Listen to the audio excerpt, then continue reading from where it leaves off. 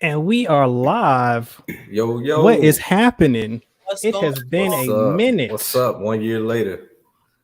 1 year later. Yeah, 1 year all it took waiting. was 12 It's plus been a whole months. year. We It hadn't reviewed been a whole year. No, it's been a couple months. It's been a couple months. It's been a couple months. more than a couple. It, Yeah, yeah, it's been a year. almost. We It's still- been about a year because I think the last review we Before did was October for me. not the. I think the last video was the last live stream that we did was Bel Air. I think, Probably. if I'm not Oh, I mistaken. think you're right. Yeah.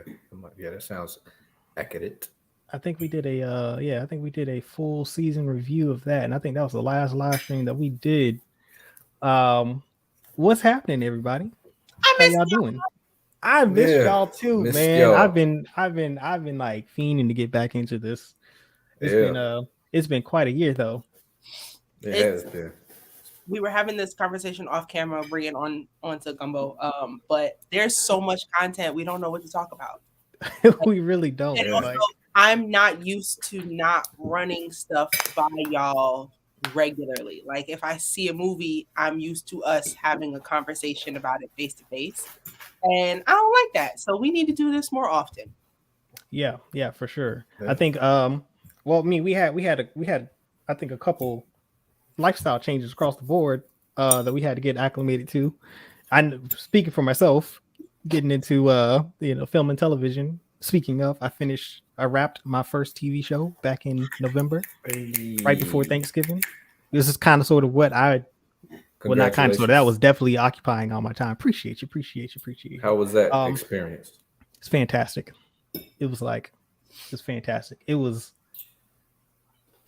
stressful. It was joyful. It was a lot of ups and downs, but overall I had a great time. I wouldn't trade this for the world. Like, I made a great decision to get into this business. So yeah, this is it's been fantastic, man. It's been fantastic. Looking forward to getting into another show in the new year. Got some prospects. Can't speak on those yet, but I definitely got some prospects. I don't know where I'm gonna be. I'm a nomad right now, so that's kind of sort of why we haven't streamed. But I did make some changes to my setup. I've got some. I'm a little bit more mobile going into the new year, so I think that's a good thing. Getting prepared for. I kind of got used to my work schedule, and I know now what to expect working in film and television a little bit, as far as how much time I have and what I can allot. And I think that was I wanted to make sure that I had my work-life balance in check before I could commit to doing some live streams. Because I personally, I don't know about y'all, but I didn't want to come and be sporadic with the live streams and the content. Like, I want to be a little consistent. So like I was like, I don't know if I can commit to like doing some streams till I get adjusted to this my new schedule. But I feel pretty acclimated now, man. And we're gonna talk about some of the what to expect into the new year from Gumbo, because we're not going anywhere. Making some slight adjustments, but we're not going anywhere. Coming back. Coming back, man. And we still have the sponsors. Still got the sponsors. Tonight, we're sponsored by Canvasback right here. Hey, okay. Shout out Cabernet Sauvignon. Ooh. Speak on it. My sponsor of the evening is Poland Spring. And they blurred it. It blurred it. Exactly. You are not authorized. That is not an authorized sponsor. It's not an authorized sponsorship. So this sponsorship for us. No free sponsorship. Hey, you know they got to go through B, man. Let's show a little more time. Clearly. Canvasback is the sponsor for the night. Turn off the blur. Mess up the contract. Poland Spring and Alka-Seltzer Plus, because I am under the weather, but I'm gonna keep it together for y'all. Yeah, no. Hey, we're not gonna. This is not gonna be a normal stream. We may go an hour. We may be under. But this is primarily like a catch up, and we're going to talk about some things, some just high level stuff as far as TV, movies, and other things that we talk about on this show. We'll hop around a little bit, and then gonna get out of here. But JBM, what you been up to? Man, so early in the year, my wife and I were doing the whole digital nomad travel. We went overseas, hit Europe, came back, did some domestic traveling. Then we stopped, visited some family. Then we started planning for a wedding reception that we never had last year. We did that in November. And since then, I've been taking it easy. Nice. That's pretty much. And my wife and father-in-law now are both quarantining. They're sick. So if I get up in the middle of the stream, y'all know why. Well, here's to their good health going into the new year and beyond. And I was as well as you, Amani, and your family and everybody, because y'all are under the weather. I'm good. Everybody on my side, we good. We good. So that's good. I know we had some relatives that had just got over COVID, right? Cool. Yeah, we did. You know, they went on a cruise and got exposed to some contaminants on the cruise. Were they sick on the cruise, or did they get sick when they got back home? I think they got sick on the final leg on the way back. But they're on the mend. They're good. I don't they're doing all right. They're doing all right. Yeah, I'm glad they got at the end of the cruise. I'm paying down on the cruise right now. And if I get sick when I get on that boat, I'm gonna be mad as hell. I don't even want to get on the boat. I don't. I'm not a fan of that. It's mad big. And if I can see land, I swim to it. I can't see the land if I'm in the middle of the ocean. I'm not with it. My family was like, no, we need to go. Mind you, I don't want to go because I can swim. Okay. Nobody else can. I'm not saving y'all. I told my mother that I'm gonna save me. Yeah. Well, but I mean, that is you gotta be able to swim. You gotta worry about yourself first before you can save somebody else out in the water. You can't play with that. Actually, can I tell a quick story? Yeah. So my mother and I went to Mexico in October. We were there for Halloween. I didn't get to go to Jiho because I was celebrating Day of the Dead in Mexico. But we were swimming, and I was trying to get her to come like out further in the water because she doesn't know how to swim. But I was trying to say, you know, come to where, you know, the water will be about your chest. You can jump, and then you can just walk because your feet will still be on the ground. Fam, this one big wave came, and I told her to jump to prepare for the wave. You know how like you can jump into the wave so that it doesn't like knock you down? Yeah. So I told her to jump. This woman jumped on me. Okay. And then when the wave finally passed us, she was freaking out, and like I couldn't even stand up in the water. She was on top of me, and I cussed her out. I was like, "This is why people drown, because you panic and you don't know what to do with yourself."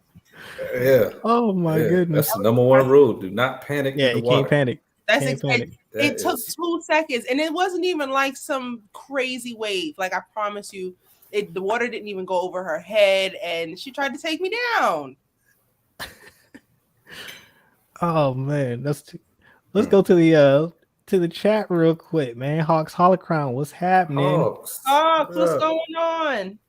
Ducky Momo, what's happening? Callisto, got some familiar faces. Whitney, Callisto, what's happening? All y'all, everybody. My mom in the chat. Hey, top dollar. Man, it's good to see everybody. Look at the usual suspects in the chat, man. Shout out to y'all. We appreciate y'all very much. We appreciate y'all. That's for sure. We took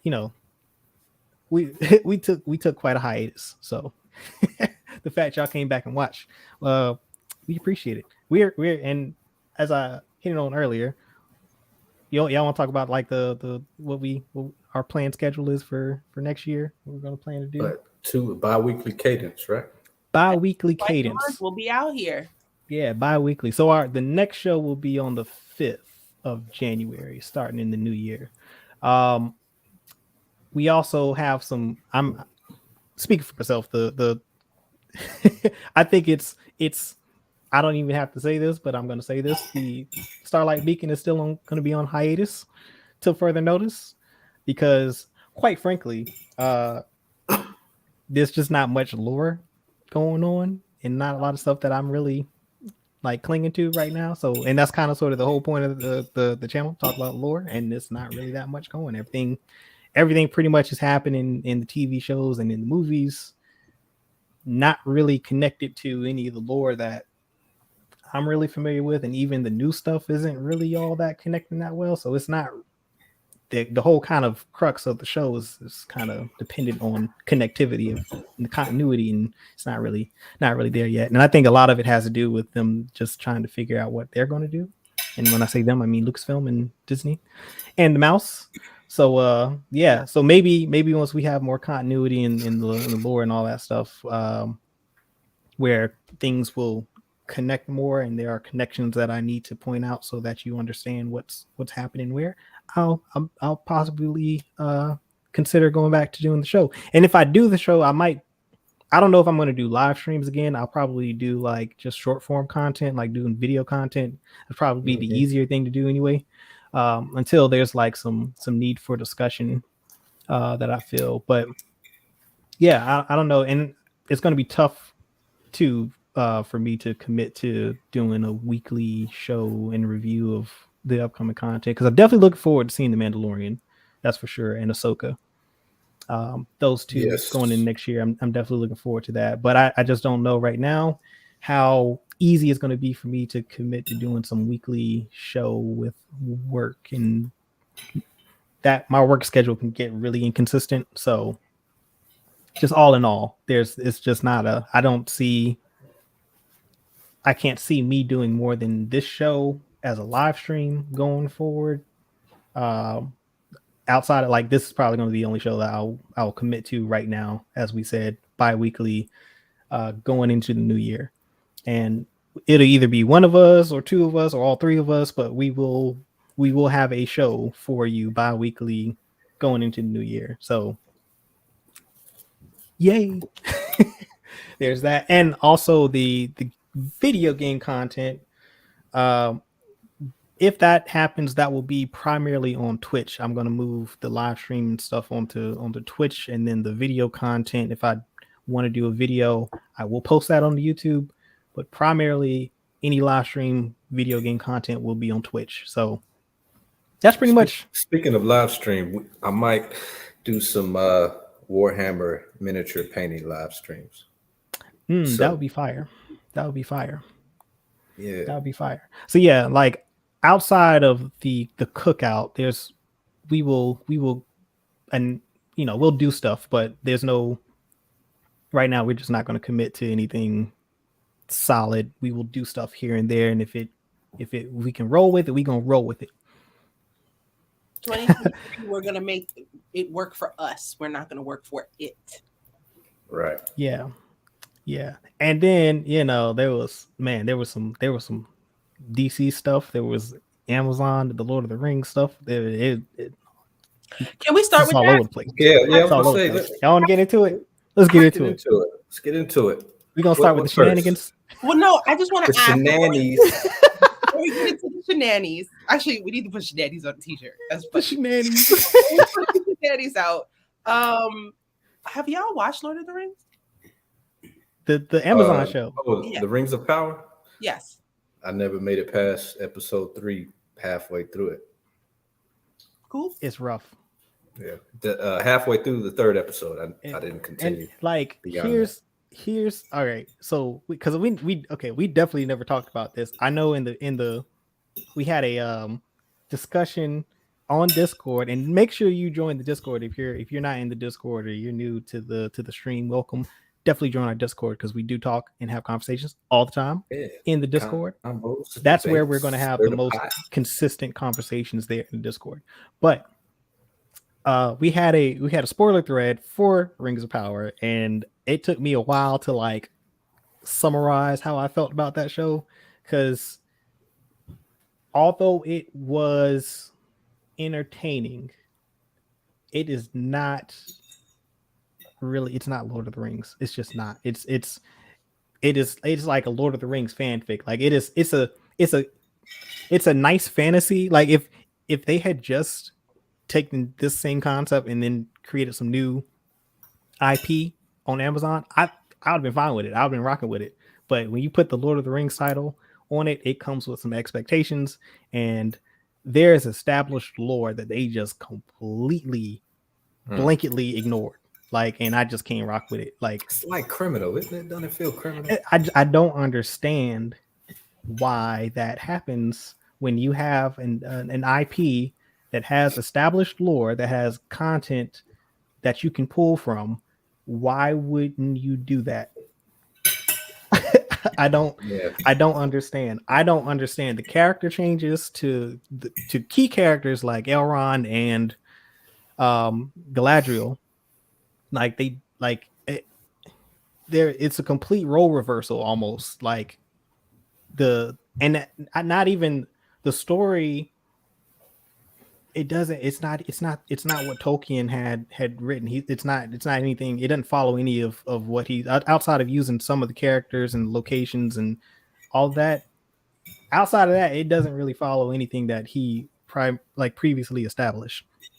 And so, I understand, like, I guess the desire to make Galadriel like a strong female lead, but what I don't understand is why someone like Galadriel, who is literally the most powerful sorceress in all of Middle Earth, like why wouldn't you play that up? Because literally the only person as strong as her is Sauron. Like, they are the two sides of that coin. Like, they are the antithesis to one another. Like, she is the light and he is the darkness. Like, she's even more powerful than the wizards. Like, because Hulk smash. That's why. Yeah, I like and like, you could have. I don't understand. Like, I don't understand. Maybe I'm wrong to think that's, because to me that's still a strong lead. Like, she literally is a magician. Like, and she is the most powerful in all of Middle Earth. Like, and why I don't understand why they threw that away. And then they turned Elrond into like a politician, a scholar. Yeah, they lotioned them down. They put some lotion on. I don't understand that. Like, I really don't. I couldn't understand that for the life of me. Like, I couldn't, watching the entire show and seeing what they did with the character. I just don't understand why they made those changes, because had they not, I don't think it would have taken away from the story at all. Like, the story would have played out the same. But I don't get it. Like, it added no value to the story. I'm a Lord of the Rings casual fan in that I've seen all of the movies and I have retained zero lore. I don't get it, but I enjoy them and they're great to look at, so I've watched them all. That being said, I didn't watch the show because none of y'all seem to care much about the show. No, good show. Everybody's like, "Oh, watch this. Okay, I need to watch this before I have FOMO." Nah, you didn't miss anything.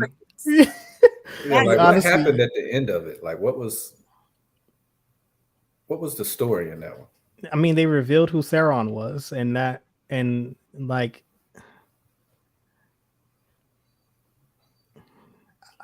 I don't, I really don't understand that story that they told. I really just don't. I don't get it. Like, I don't get it. Like, it was, and the crazy thing was, it's not like it's a bad story if you detach it from Lord of the Rings. Like, if you take the Lord of the Rings IP off of it and just create another IP, an Amazon original with that same story, it would have worked fine. Because, like, for me, knowing the lore, I'm like, what are y'all doing? Like, this doesn't follow anything at all. Like, I don't. The weird mystery of the wizard that fell in with the hobbits. Like, I don't understand what the point of that mystery was. I guess it was they were trying to deflect or trying to misdirect you from figuring out who Sauron was. But for me, it was pretty obvious from the jump who Sauron was. But I don't know. So who was Sauron? Was that Sauron? It was the guy that no, it was the guy Galadriel was with the whole time. Like, obviously, like, I mean, the one who Oh, the pulled dude her. that jumped ship. He was stranded out in the middle of the ocean somehow, and was the only one to survive a shipwreck, and was just happened to be the spot where Gladriel was to pull her on shore. It's like that's a little too convenient. Like, and Sauron, the Great Deceiver. Like, I mean, they got elements right because he was he befriended everybody. He tricked them into creating the rings of power, and then he used that against them. Like that's, but it's I don't understand because like you do all that and then you reveal who he is in the rings. I don't get it. I don't get it because I mean the dwarves didn't get their rings. Like all this happens at the same time. Like the dwarves are supposed to get their rings, the men are supposed to get theirs, and the elves, and then Sauron creates the ring of power. And I just don't. I mean, if he's a blue wizard, I think he's. Where's the other one? Because blue wizard? Aren't there two? There are two blue wizards. We never see the blue wizards in Lord of the Rings because they go to the east. Yeah. I think in the Southlands in the east. Like so, you never see the blue wizards, but it's the two blues. It's the brown wizard, the gray, and the white, and those are the Ishtar. Ducky Momo said rename it elves in that. That's funny. So just why spend so much money on a show and not make sure that the story is airtight? That like is it has beyond the me. budget of a lifetime. I don't know. Like I really it's beyond me. I don't know how they managed to. I don't know how they did that. Like I really don't. I have zero interest in watching season 2. What'd you say, JPM? Maybe it was too easy. Maybe because they had all the access and resources, it was just no struggle to squeeze out a solid story. Yeah, or maybe the Tolkien his writing just was beyond them. Like they just couldn't. They're like, maybe it was too dense. Because I mean, I don't know what the time constraints were on this. The money was there, but time is also okay. So for money laundering. Oh, I'm with you. Because of the $1 billion and the show sucks. Oh yeah, we need an accountant on that ASAP. I mean, I don't see where the billion was spent. If I'm being completely frank in that, I mean the billion. Was it $1 billion that season 1, or was it $1 billion from all the seasons? No. That first season was $1 billion. We need to cut that back by about 800 million. And like I'm still, my thing is right, like it's usually show budgets are about $8 to $10 million per episode. I'm trying to understand. Wait, how many episodes was it? Wasn't it 10, 12? $100 million per episode. Basically, they could have hired me for something. I could have done something. And that's what I like. I mean, we can get into Kenobi and all that too, but like there are other shows. I won't participate in Kenobi discussions. Why won't you participate? But we getting into the shenanigans. But it was 8 episodes, so it was. We never spoke about It was 8 episodes. It was 8 episodes. Okay, so here's the thing. That's $125 million per episode. I don't know where that money went because to me it wasn't in the. I don't know where it went. To me, it didn't show up in the production. So like gross negligence. How much was Avatar 2? Like 450 mil? Yes. Yeah, like I agree with you. Yeah, I agree with you. I don't see how that. I don't know where the $1 billion went. Like I'm a little confused. The Uncool says that includes getting the rights. I refuse to believe the rights were half of that. Were they taxing that high? Oh, that's rights. I wonder how much the rights were. That's a good question. Well, I did see that. I think the caveat in all of this is who does own the rights to Lord of the Rings? Who did the movies? Was it wasn't Sony? Ducky Momo says Warner Brothers still I owns can't remember. Yeah, WB, right? So they still got WB said that. Oh God, I don't know. I can't even trust that because they don't know what they're doing over there either. Yo, Like they let- just I want I don't know, man. Warner Brothers to just before they make any more decisions, they need to make it. They need to just sleep on it. You ever They heard? need to figure out DC first. That's what they need to do. That's No, for sure. I want them to leave it alone completely. I want them to No. walk away, take a nap. Like you ever just have to take a breather? Like, yo, I'm having a rough day at work. This is not working, or this project, I can't figure this question out. I need to step away from the computer for a minute. They need to step away from the computer for a minute. They need to reset. I don't disagree with you. I'm saying I don't want them to touch Lord of the Rings till they figure out how to run a franchise. Like, Hey, leave that alone, please. Daniel Fisher. Oh, that's exactly what they're doing. That's funny. exactly what they're doing. You want to just get into DC now? We taking DC shots now. As of right now, let's get into the DC shenanigans. Only film that they're moving forward with as far as universe is the Batman, because the DCEU as we know it is pretty much dead. Is it dead? We don't know what that is. It's a transformation, transfusion. Something's happening, but what we do know is what were the two movies that they finished that they canceled after they were done? Was it Superwoman or Supergirl? And then there was another one. It was Batman, right? Yeah, the Superwoman, Supergirl, and no, it was just Wonder Woman, Supergirl.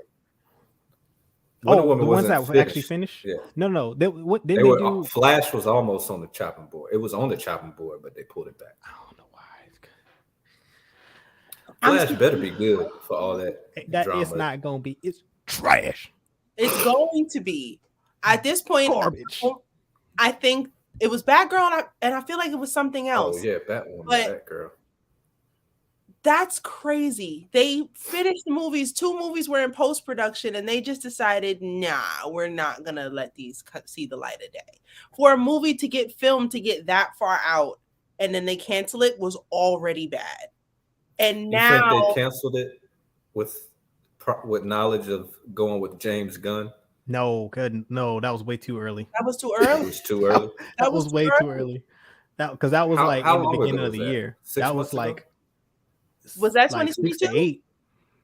That was early 2022, I thought. Yeah, if it's within 12 months, they might have been privy to it because that's how they move in corporate with change. Let's just say they were having those conversations. Yeah. I don't think they had Gunn in mind, but for sure they were trying to figure out who was going to be the next showrunner. Well, no, when did Discovery purchase Warner Brothers? When did that happen? April 3rd. Yeah, so there's no way. I don't know. there's no way that they knew. Oh yeah, we're going to hire Gunn. Like I think they knew that they wanted to blow up the DCEU. I think they knew that for sure. I don't know. Outside of that, like to me, they canceled a Scooby-Doo movie. Let's clap. Let's clap for that one. No, we don't need another Scooby-Doo movie, please. Hey, I do. No, that was bad. Like, yeah, no. That was like, wasn't that about like? That was about wasn't that about Scooby's son? A Scrappy Doo? Oh yeah, Scrappy. Yeah, it was about Scrappy. Yeah, Scrappy Doo. Little Scrappy. Y'all was real disrespectful about Scrappy. I like Scooby Doo. Little Scrappy. Scrappy. I thoroughly enjoyed the Scooby Doo movies. I would watch another one, and I'm hyped for the Velma show that hasn't come out yet. Like that didn't get canceled. That? I don't know what got canceled. What's the Velma show? Velma has her own show. It's for adults. I guess it's going to be on HBO Max. You can compare it to Harley Quinn's show, and that is not for kids. It's going to be for adults. Investigating, or is she just living her life? A little bit of both. But my point in bringing up those cancellations was this year started off really bad for DC, and I just feel like it's getting worse and worse. I'm very happy that they are continuing, what's going on with the Batman, but I don't enjoy waking up to news about new cancellations or things that were canceled or now coming back and then they're canceled again. Like every week it's something. Like they said, we don't want to continue with Superman anymore, and Henry Cavill went to Marvel and took meetings with them immediately. Then they said, no, we'll figure it out. Oh no, they've been playing with his life for like the last 5 No, years. he's not doing The Witcher anymore. Like, but he is doing Warhammer, and that's the silver lining. That's the silver lining. If you could have anyone in show business to run an IP that knows the IP, this is a good match. Henry Cavill doing Warhammer. We'll save that conversation for the end of the show when we get into the positives. We'll get into positives because that is a positive. Negativity. Yeah. We getting all the shenanigans out of the way. All right, let's talk about Kenobi. Black Adam shenanigans. Oh, we doing that since we're on topic of DC? I didn't see the movie, so I got no dog in this fight. Okay. So I enjoyed Black Adam. I enjoyed the movie. It was fun to see. I did not enjoy The Rock as Black Adam at all. As far as acting goes, his character was, I would say they tried to make him like Drax in that he's really Drax? Yes. If I had to compare him as far as like his Drax.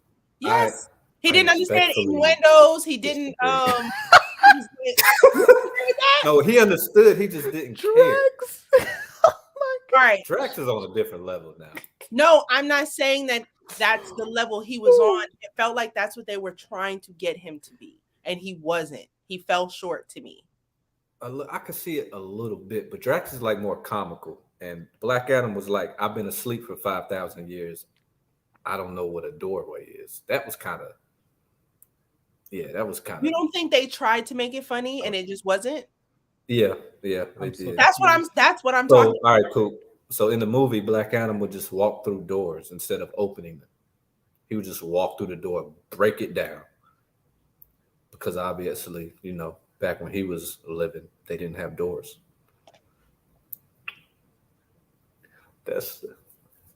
That wasn't the bad part to me. It was okay. I will say, yeah. Woo. Okay, I'm not gonna touch that. That's crazy. I ain't see it. I can't. I'm not saying that because I ain't see it. It's a movie that I enjoyed, but I did not like The Rock's performance, and I felt like he's brought more energy and more life to simpler characters. Like his character in the Fast and Furious franchise has just way more likability. And yeah, he's been asleep for 5,000 years, but the movie is named after him. Like, I should want to see that character on my screen again, and I do not care. Dang. They didn't give us are you excited to see Black Adam again, or would you just be hyped to see a movie? Like, shouldn't you want to see I want to see Black Adam again. It's like, because he's a superhero type that we've never seen. He doesn't care about being a hero. That's what I like about him. It's room for growth. In the sequel, he will blossom. That sequel ain't happening. That sequel is not happening. That's part of the problem. I will say that was definitely the most polite no answer you could ever give somebody. Yeah. They didn't say yes and they didn't say no. They basically just like, hey, you know what? If down the road this makes sense and it happens. That way they left room for plausible deniability. If it happens, basically, they're gonna say, oh yeah, this was in the plans the whole time. But if it doesn't happen, they're gonna be like, well, we didn't commit to anything. Like that was I saw a lot of people getting hype over that response between The Rock and James Gunn, and I'm like, that was the worst, most like politically correct no I have ever seen. Like that was a very strategic no. Both of their lawyers wrote it together. Clearly, Right. Yeah. like That is. that was definitely a lawyered response. Yeah. So And that Imani, who man was said, your favorite character in the movie? Or did you Um, like the the black side dude. characters? The side characters had more energy than Black Adam did. Yes, he They was really did. strong and he was killing people. And I'll say, like, the way he was taking them down, that was really cool to see. But him as a character was bland. Bland is the word. Bland, boring, He no was season. he was depressed. The whole movie, he was depressed. We didn't understand it until the end. Man's had a condition. It makes Okay, but sense now, I'm not don't gonna. it? So this sounds like Hey. this sounds like Thor. Yeah, think of Thor without the beer belly, number one. okay, but no, think And about it as like not just just Thor mad. is Just depressed. mad Thor. Think about it that Chris Hemsworth was depressed when he was acting too. It's not just the writing and the character. I put some of Ah, that on The Rock. He brought no energy to it. I thought it was some No of the. emotion. He was I emotionless. That's think what it was. He had no so he emotion. wasn't up or down at all. Nah, he was even kill. He was like, if you shoot at me, I'm gonna kill you. That was his character. what's that movie with Javier Bardem and he got on that crazy wig and he was killing people with the air gun? No Country for No Old Country for Men. Old Men. Wouldn't you call him emotionless too? And he still, Even more so emotional. Yeah, yeah. Pretty but much. yet he Yeah. brought more energy and more character. The Rock That's himself. Javier Bardem. He's Okay, but the he's point Oscar. was, He's Oscar level. you're absolutely right. And so, of course, I'm not expecting The Rock to do that. He can do don't do that. A little bit better. Like I said, I if feel you though. Yeah, I feel you. That boy, that enunciation though. Bardem. I don't even know if I said his name right. So Woo, that was great. Put a little extra juice on it. Yeah, nah, it was Javier had edge. he did. Right. Like, He was had I afraid edge. of him? Like, Absolutely. But on screen, it was boring. The B characters had way more energy. They were more exciting. I'd be more excited to see them in another film. That's not to say that I don't want to see Black Adam, but The Rock, if he's going to play that character again, he's got to bring us more. I can. sometimes dig it. what can help with that too though, and I I don't know, but like Because the now score, think about the cinematography, like things of that, like how they're using camera angles, how the score kind of plays into these scenes, like all of that too can play into a lackluster performance, because like sometimes like it can help enhance the character, the tone, and all that stuff. And I'm not saying, I don't know, I have to see it for myself, but like I don't know how was all of the like the sound design, the score, So I can put your thumbs down. I can actually say that in the opening, there's a scene where he's fighting people, like when he first wakes up, and the music is terrible. I remember thinking that in the theater, and I need to watch it. that song selection. Yes, it the was song selection a couple it was risky. times. It was I was risky. like, in a bad way. They lost me there. Was that Johnny Cash? I forget who it was. Probably, like, why? This man Man in Black. he's Yeah, I think it's 5,000 Johnny years Cash. old. He just woke up. He's jacking everybody up. Why are you playing this? Because it was, so you remember just before that scene, they were watching a Western on TV. That's how it came about. They should have did a remix or something. It didn't translate well. I So do yes, remember that. Yes, Coop, you're absolutely right. There's some other decisions that they made and I'm not going to blame it all on The Rock, because yes, it's very clear that he had a lot to do with this movie, but it wasn't just him. A whole bunch of people had to make these decisions. Or let's just say he did make a lot of decisions that he don't need to do that no more. But I don't want to think that he had that much control over the film. lighting too, because I mean I think about like, and I know this is probably like an extreme example, but the Snyder cut of Justice League, there's a lot of, it's not just the script changes and the dialogue changes, it's like the entire tone of the movie shifted.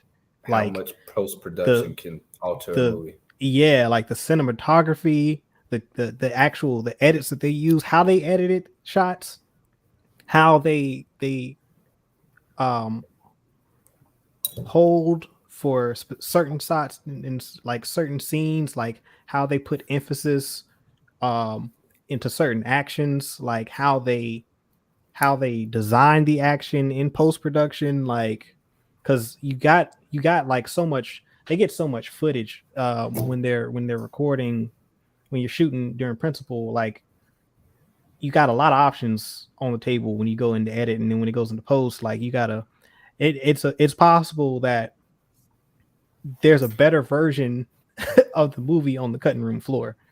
It's very possible. And like I mean I'm just as caveat, just as me being the neutral party, like because I know how passionate The Rock was about the movie in the first place. Like he's been wanting to get this done for a long time, and I've heard a lot of mixed reactions to this, to the movie overall. So like I've heard, JBM side from a lot of people on the internet, and I've heard Amani's side from a lot of people on the internet. Like to me, it's been 50-50. Like people, I think it wasn't a lot of like yay hoorah, like this is right here is the future of, this is the direction they need to go. Like I to me honest, and maybe that was my timeline, but I felt like the reception for the Batman was 10 times better than this was. That's the Batman, the greatest superhero movie ever told. Like, but that's when like it's $7. following Seven, it's following that up. It's coming right behind that on the slate for DC. So I went into Black Adam, and this is also something that Facts. I've been doing a lot during COVID. I've been doing this a lot recently. I'm not watching too many trailers. I'm trying to avoid reviews on the internet. I'm going into the theater as blind as possible because I don't want to blame us, but peak COVID, when we first started Gumbo, we went freaking crazy. We were Googling things, researching things, looking for clues, Mephisto drama, and I ruined a lot of shows that I could have just sat back and enjoyed. Like, had we not done any of that, and I just accepted and watched WandaVision without trying to figure out what was going to happen next week and just accepted it for what it was, I probably would have enjoyed it more. So that being said, I went into Black Adam with not even low expectations, with no expectations. And I will say I enjoyed the movie. So my complaining about The Rock is in no way trying to tell y'all not to watch it. It's on HBO Max. Go watch it. It's a fun movie. I just felt like it could have been way better to have such a rugged character who, like we said, is emotionless, does not really care about anybody. He's lost everything. He's willing to do whatever for whatever his mission is at the moment. That could have been, a real kick-ass movie, excuse my language, but it wasn't. And I would argue that's the type of energy that I want from DC. I don't like it when they try to be funny. Marvel has that on lock. Yes. I want the dark content movies from them. And dark this content. Could have this could have been better there. And it wasn't. Yeah.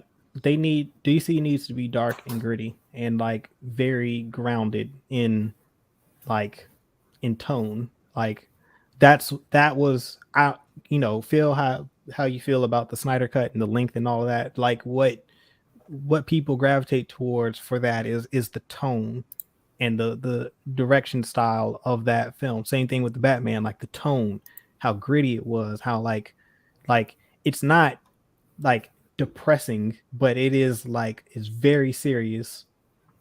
Like it is, and it's the antithesis to Marvel. Like Marvel is very light and upbeat and up tempo, and it has its very serious moments. DC needs to be on the opposite end of that spectrum. It needs to be a lot more serious. It needs the tone, like it's the yin and yang. I loved the epic and how do I want to put this? I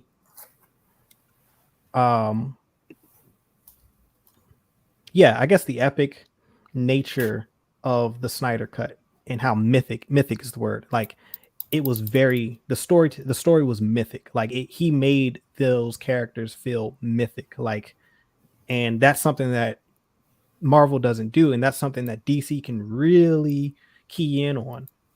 Like even the Batman, like I felt that still with the Batman. Like every time he shows up, it feels like mythic. Like people don't quite understand. They don't know whether to be happy he's there or like to be fear. Yeah, Like you don't know. Like there's a lot of mixed emotions when he appears versus like Tony Stark or Thor or like that's what Marvel keys in on. Like everybody loves the Avengers. Like everybody loves these characters that are within Marvel, and I think that's great.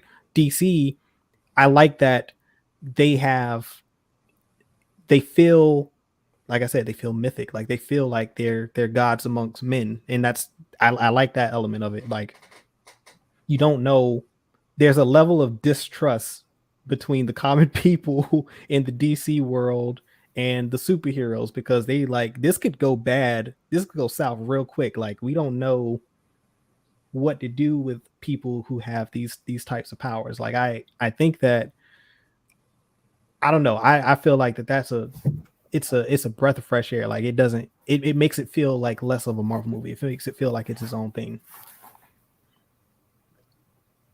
yeah. I think one exception to that for DC might be Suicide Squad. Yeah, but even still, like it's a more gritty version of Guardians of the Galaxy. Like it's Yeah, got the grit and the tone is different. Like it's yeah, gory. That's Like stabbing monsters in the eyeballs and cussing, and then yeah. Harley Quinn losing her mind every movie. Side note: they better not cancel Peacemaker. Oh, y'all know I No, I haven't don't finished no, Peacemaker. I don't see that happening because that is really right up James Gunn's alley. Like that's the type of stuff, that's the Yeah, type of content he makes. So like I don't see that getting canceled. I'm pretty sure that Peacemaker is safe. To me, Peacemaker was fantastic. Peacemaker, I would argue that the Peacemaker, the first episode was the best pilot I've seen in a long time. Like HBO did not have to release 3 episodes. That pilot was so strong, I had to stop watching it. I could not watch the second episode because I needed to sit with myself after Good about night, Ducky. yeah. Good night. Yeah, he signed up. 90. Yeah.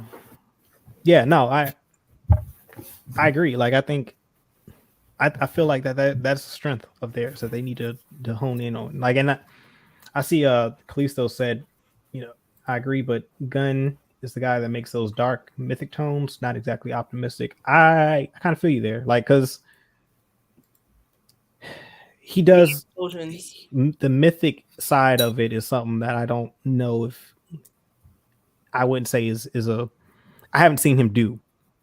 Haven't seen him do mythic yet. Like the other stuff, yeah. Like he can do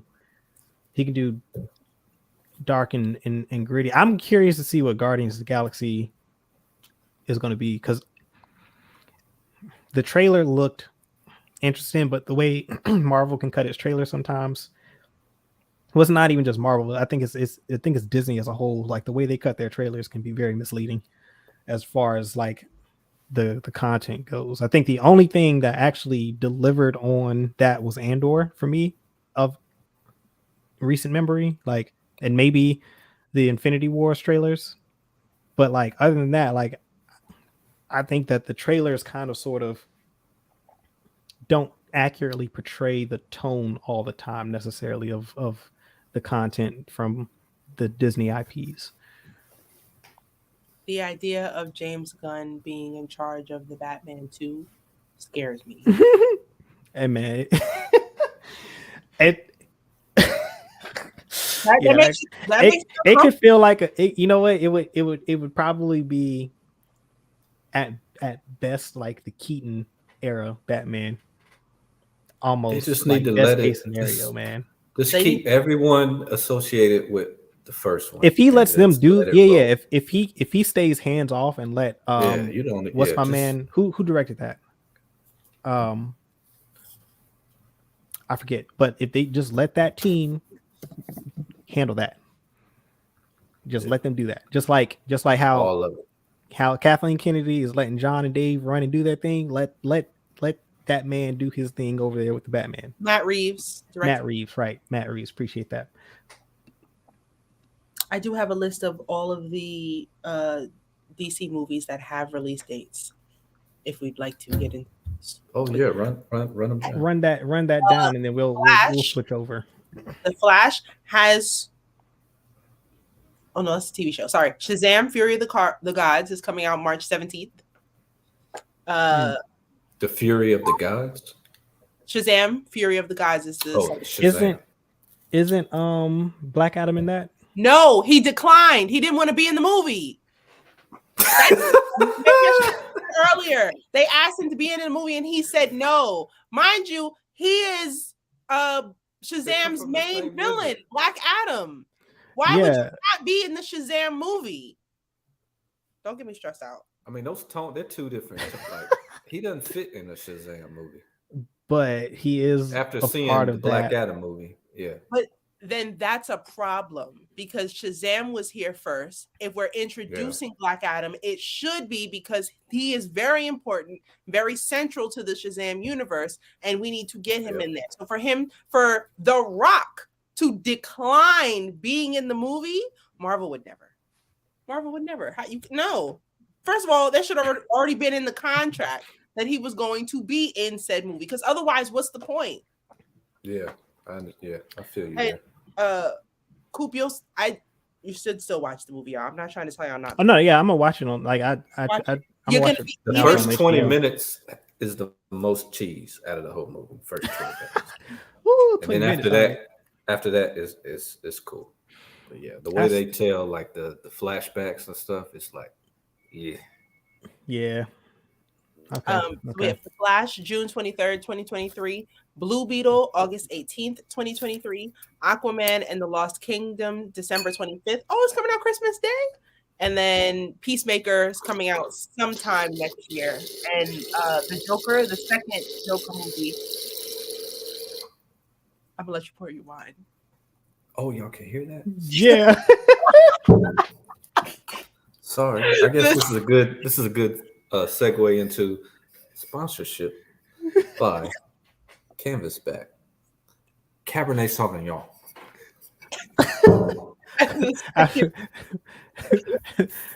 Appreciate the quick commercial break. Yes. Back. The Joker movie is scheduled to decanter, if you want to use it with your wine, it's really good. It oxygenates the wine, makes for a better drinking experience. Did you pour it in your glass already? Yeah. That's what the sound was. That's what the sound was. That's what the sound was. The Joker 2, October 4th, 2024.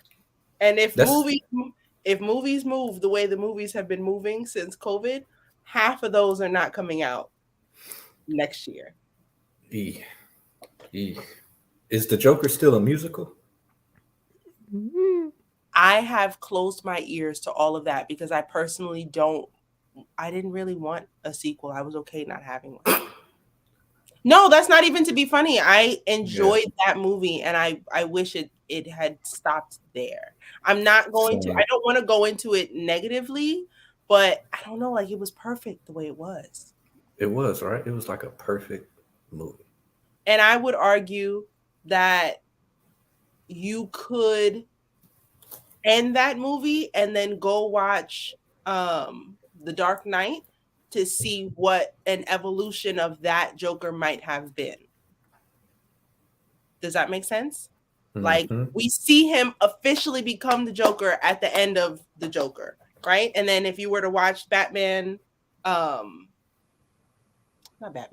Dark Knight, he's been Joker for quite some time, obviously, but now he's coming to the forefront in Gotham, trying to, make some real big play moves.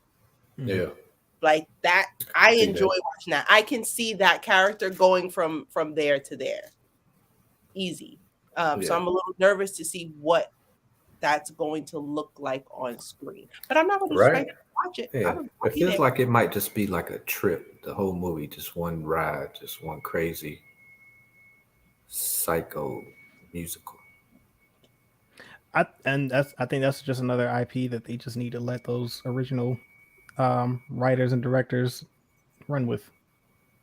Like, don't interfere with that either.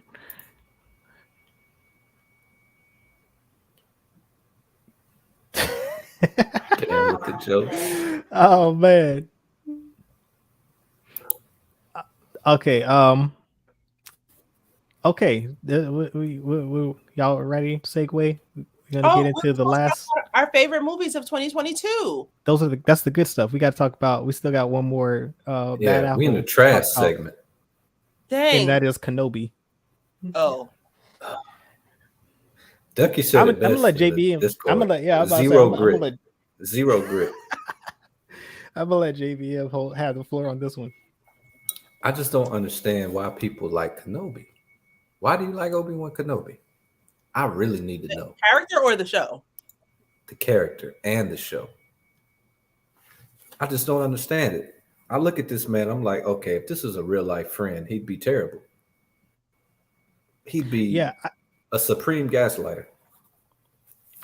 I think that the draw for a lot of people is, of course, Alec Guinness, Obi-Wan in um A New Hope, because that's the first introduction. He is the one who is ultimately leading Luke to become a Jedi. He starts Luke down that path. I think he's endeared because of that. But I think Endeared. that Endured. he he has absolutely made a lot of mistakes as a character. As far as he is as much to blame for Anakin's fall to the dark side as anybody else. Like that is Yes. a But it's why just don't an we see unavoidable that? fact. Why don't we talk about it? Why don't we I've see It's it? because it's nostalgia. It's the rose colored Why glasses. does he get away People with it? Yeah, I people don't like that. love. I don't like it. my Well, dad. I mean I will say that I appreciate Obi-Wan for who he is, but I also can acknowledge that he is equally to blame as much as anybody else in the Jedi Order for Anakin's fall to the dark side. Because he was not the ally that Anakin really needed. The only He person who was actually not an ally. was, Kenobi was not an ally. Ahsoka was an ally.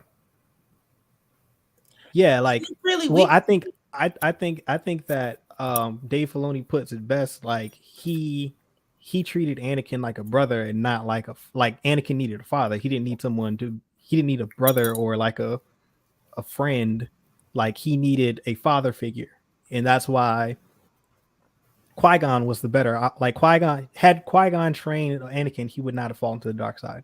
Like he would not have fallen to the influence of Palpatine. Like Qui-Gon would have took him on a completely different path. Like he would have been like amazing under Qui-Gon's tutelage. And Ahsoka really is the only one that understood. Well, as Ahsoka and Padme, only people that actually took time to understand Anakin and like really.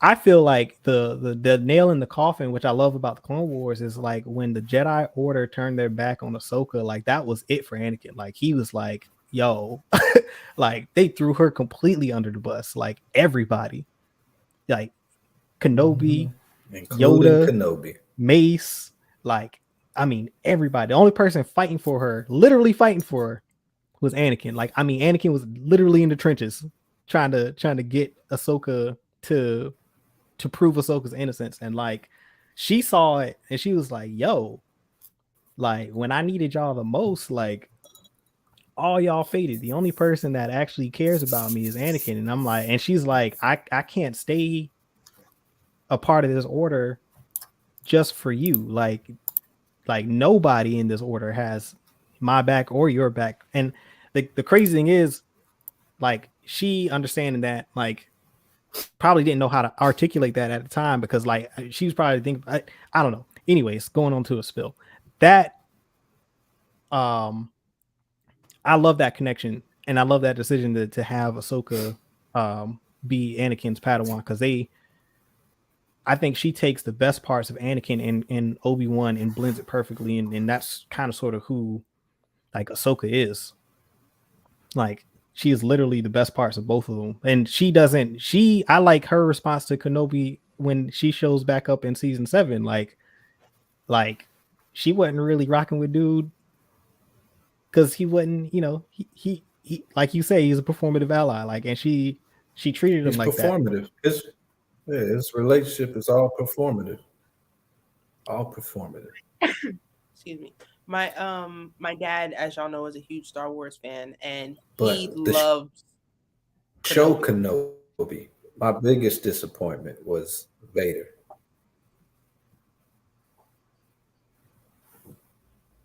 Can you What hear me, happened? Jamie? Technical difficulties. On Yeah, my Delay. end, you were lagging, I so heard. yeah. You I you I were ended heard. up. you were I heard delayed. somebody. I heard somebody loves Kenobi. No, I was saying that my dad loves Kenobi, but I feel the way that you did, JB. And my dad was telling me how he's just quote unquote that dude. My father made me watch him kill General Grievous several times on YouTube, and um, just made me watch other scenes. But that Jedi was hiding and letting people die in his show. That wasn't exciting. I didn't enjoy that. I felt that he was pretty weak throughout the show. And I'll say I had never thought of him Yeah. as until then, and it made me uncomfortable. Like, I don't know, it's not necessarily a character that I want Yeah. to fight. I'll say that Yeah. It's just. I feel like the fight between him and Vader was completely unnecessary in the show. Um, it Absolutely. made It watered it down made Vader no for me. sense. I can't look at Vader the same. It didn't. Yeah, I don't. Yeah, it didn't help. Like it was weird.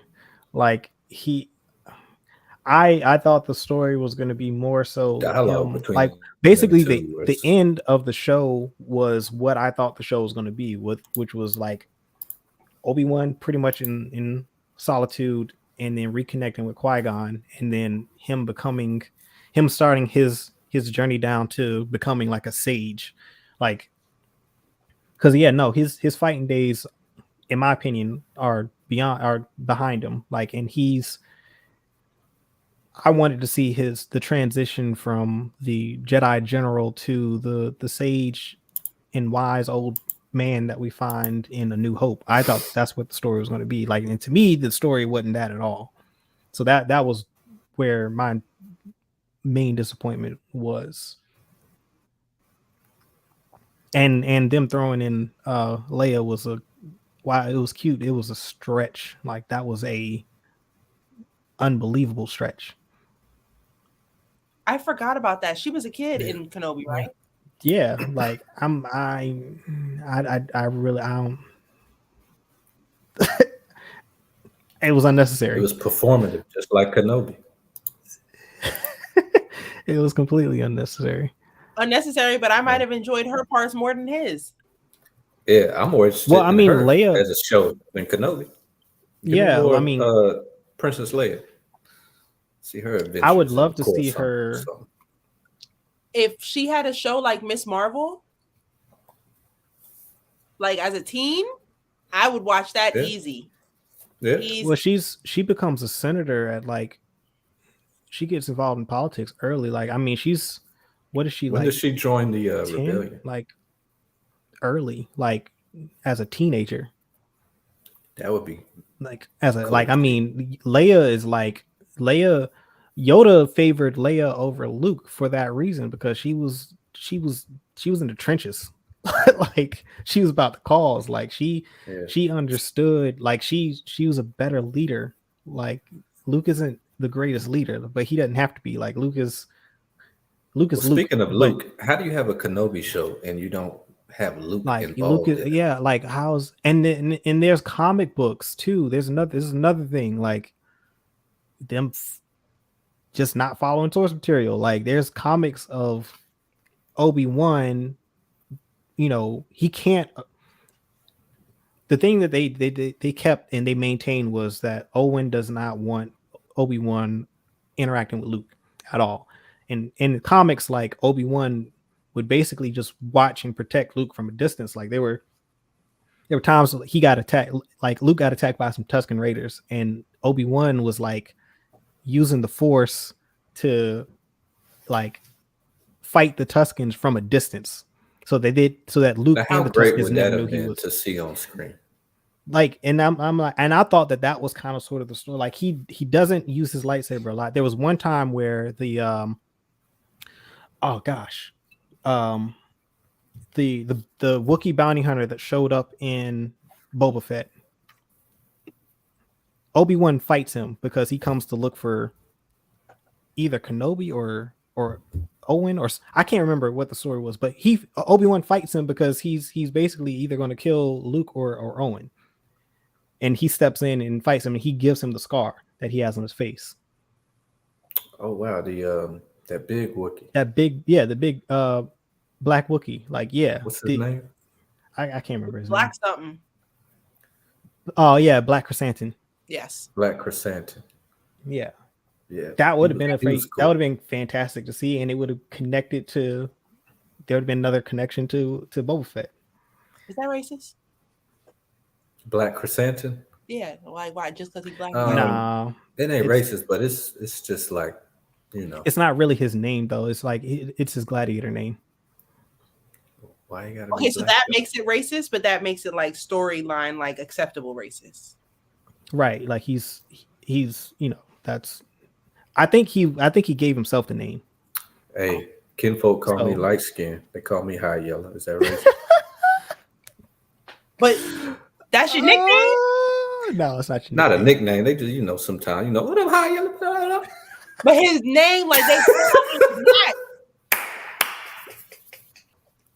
Light bright. Hey, what up, light bright? Ooh, boy. Hey, it's it would be horrible if that's the only thing they called you. Yes. It would be, yeah. Good point.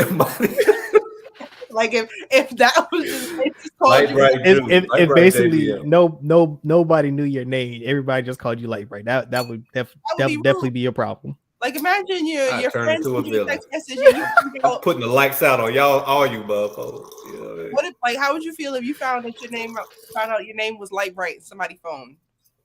Oh man, that's tough. That's like, man. That's between them and their phone. That ain't got nothing to do with me. I'd be mad. But I didn't mean to take us off in a little tangent. Y'all, excuse me. Anyway, do we want to talk about Andor? Yes. Now we can get into good stuff. Let's talk about what we actually like. I loved Andor. It was fantastic. It's not my number one show of 2022, but that was great.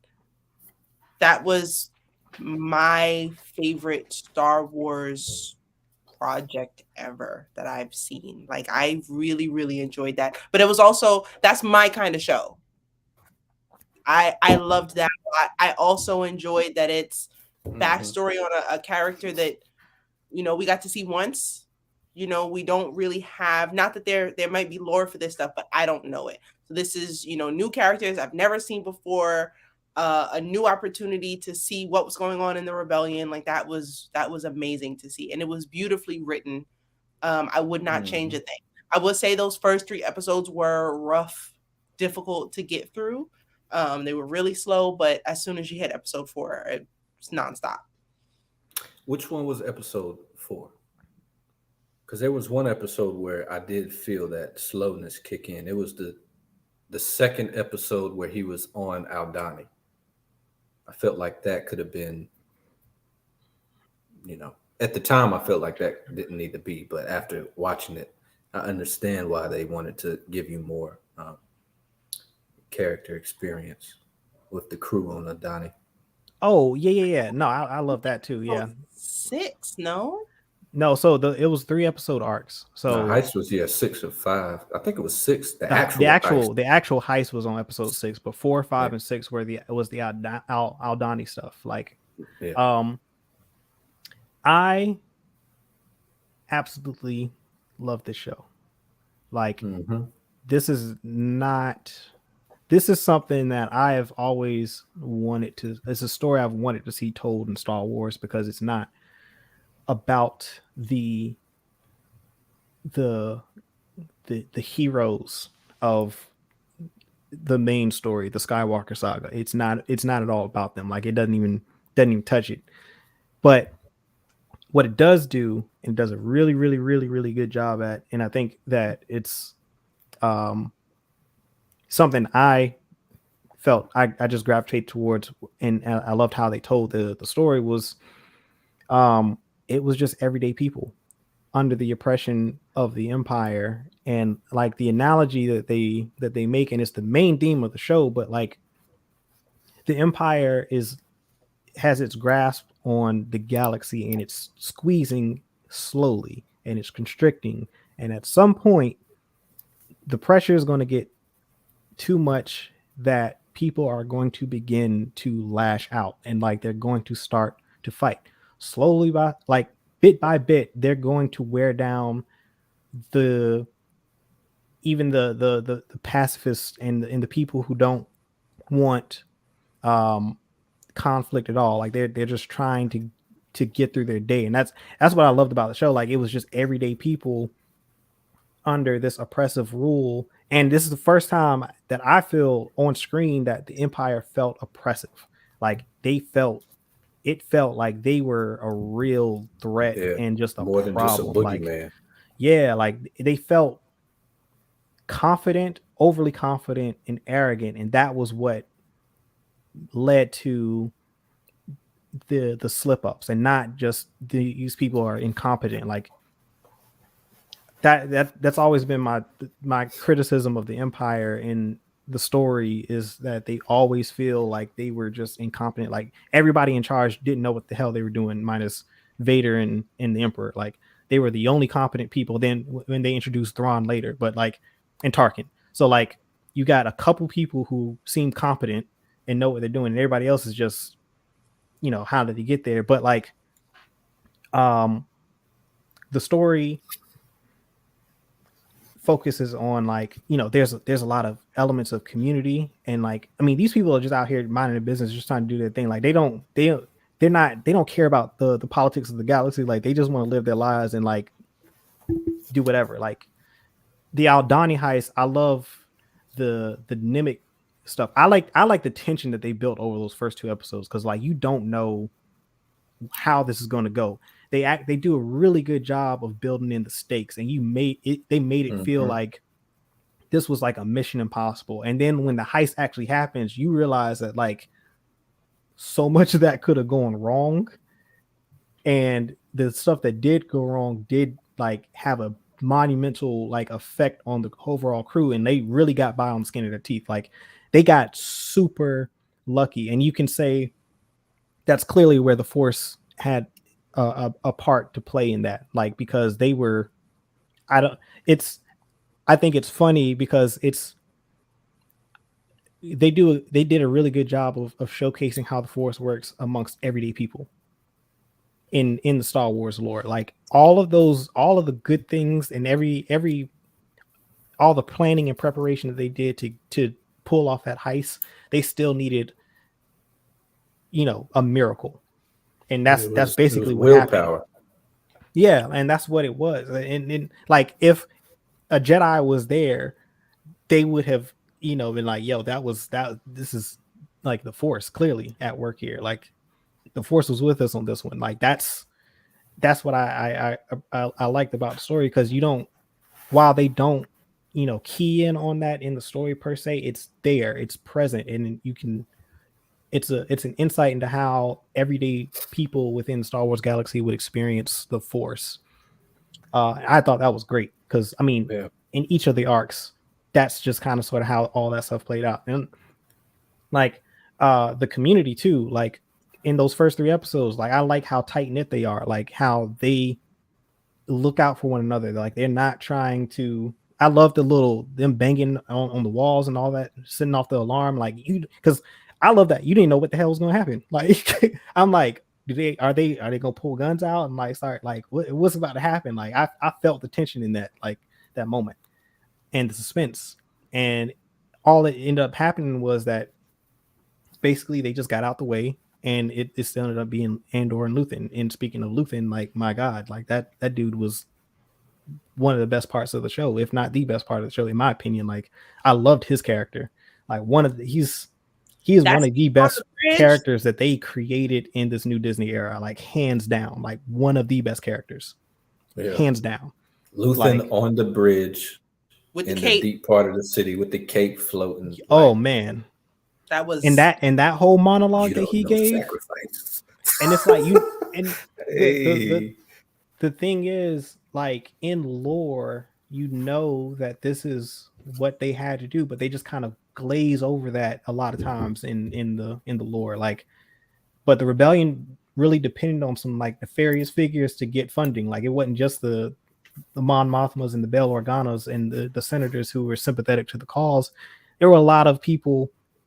There were a lot of mercenaries. There were a lot of smugglers. There were a lot of you know, not so friendly figures helping the rebellion, and they were making deals and doing things like under the table that wasn't so glamorous. They had to get their hands dirty because that's like Luthen said, like the Empire is not going to play by any rules. Like the only way we're going to get this done is like by any means necessary, and that's kind of sort of the character he plays. And he's always in the shadows. He's always in the dark. He's always like in the trenches, doing what has to be done in order for the rebellion to survive. And then to juxtapose that is Mon Mothma, who is, you know, in the Senate in a high tower in this, you know, in these white walls, but she is actually putting She was on another great character. She's putting on a mask. Like this is her mask. Like they're fighting the same battle, but they have two completely different approaches, but they want the same thing. And I love that juxtaposition for those two characters. Like they are, I man, this is type of writing you only get in the books and like, you know what I'm saying? Like the books and comics, like the stuff that in the video games, like this type of stuff that you see in that, like you don't see that too often in the live action and animation too much, because Star Wars. Yeah, like it's like a lot of the more serious, a lot of the more like in-depth, you know, characters and you know, I think a lot of the stronger characters are in the books, and like we didn't see them on TV. Like, not to say, you know, there are strong characters in Star Wars, like for sure. Like, you know, our Luke, Leia, Han, Obi-Wan, Anakin, Ahsoka, like, you know, yeah, they're all great. But a lot of the characters, like your Thrawns, I mean, a lot of the Boba Fett stuff, like, was fleshed out in lore. It wasn't, a lot of the stuff doesn't happen on screen. Like, you get a lot of the great characters in the novelizations because they have time to like tell a story and develop characters and build stakes and like develop relationships and like, you know, make you feel that tension. Like, and that's what I loved about this show. Like, they didn't try to speed things up. Like, they really took their time to make you understand how the gravity of this situation. Then you got to give a big out to Andy Serkis, like, because that character and that prison stuff, like, oh my goodness, that was fantastic. I was so sad he couldn't swim. I was like, dang, they done built him up, and just like, man, the way that show, the self-sacrifice, the way they tell those stories in that show, like, man. And his the thing that got it, like, to me, the thing that resonated for me with his character is his turn made sense. Like, it didn't feel forced at all. Like, you understood like why he was the way he was, because he genuinely believed that, like, look, all I got to do is, if I can just get through this BS sentence, work my days off, keep my nose clean, I can get out of here. That's all I want to do. I'm not trying to cause any trouble. I'm not trying to get like, and then he also cared about the people that worked for him. And you see that with the old, I forget the old guy that died. Like, that, man, that was so good. Like, but like, you can he does care. Like, he's not like the most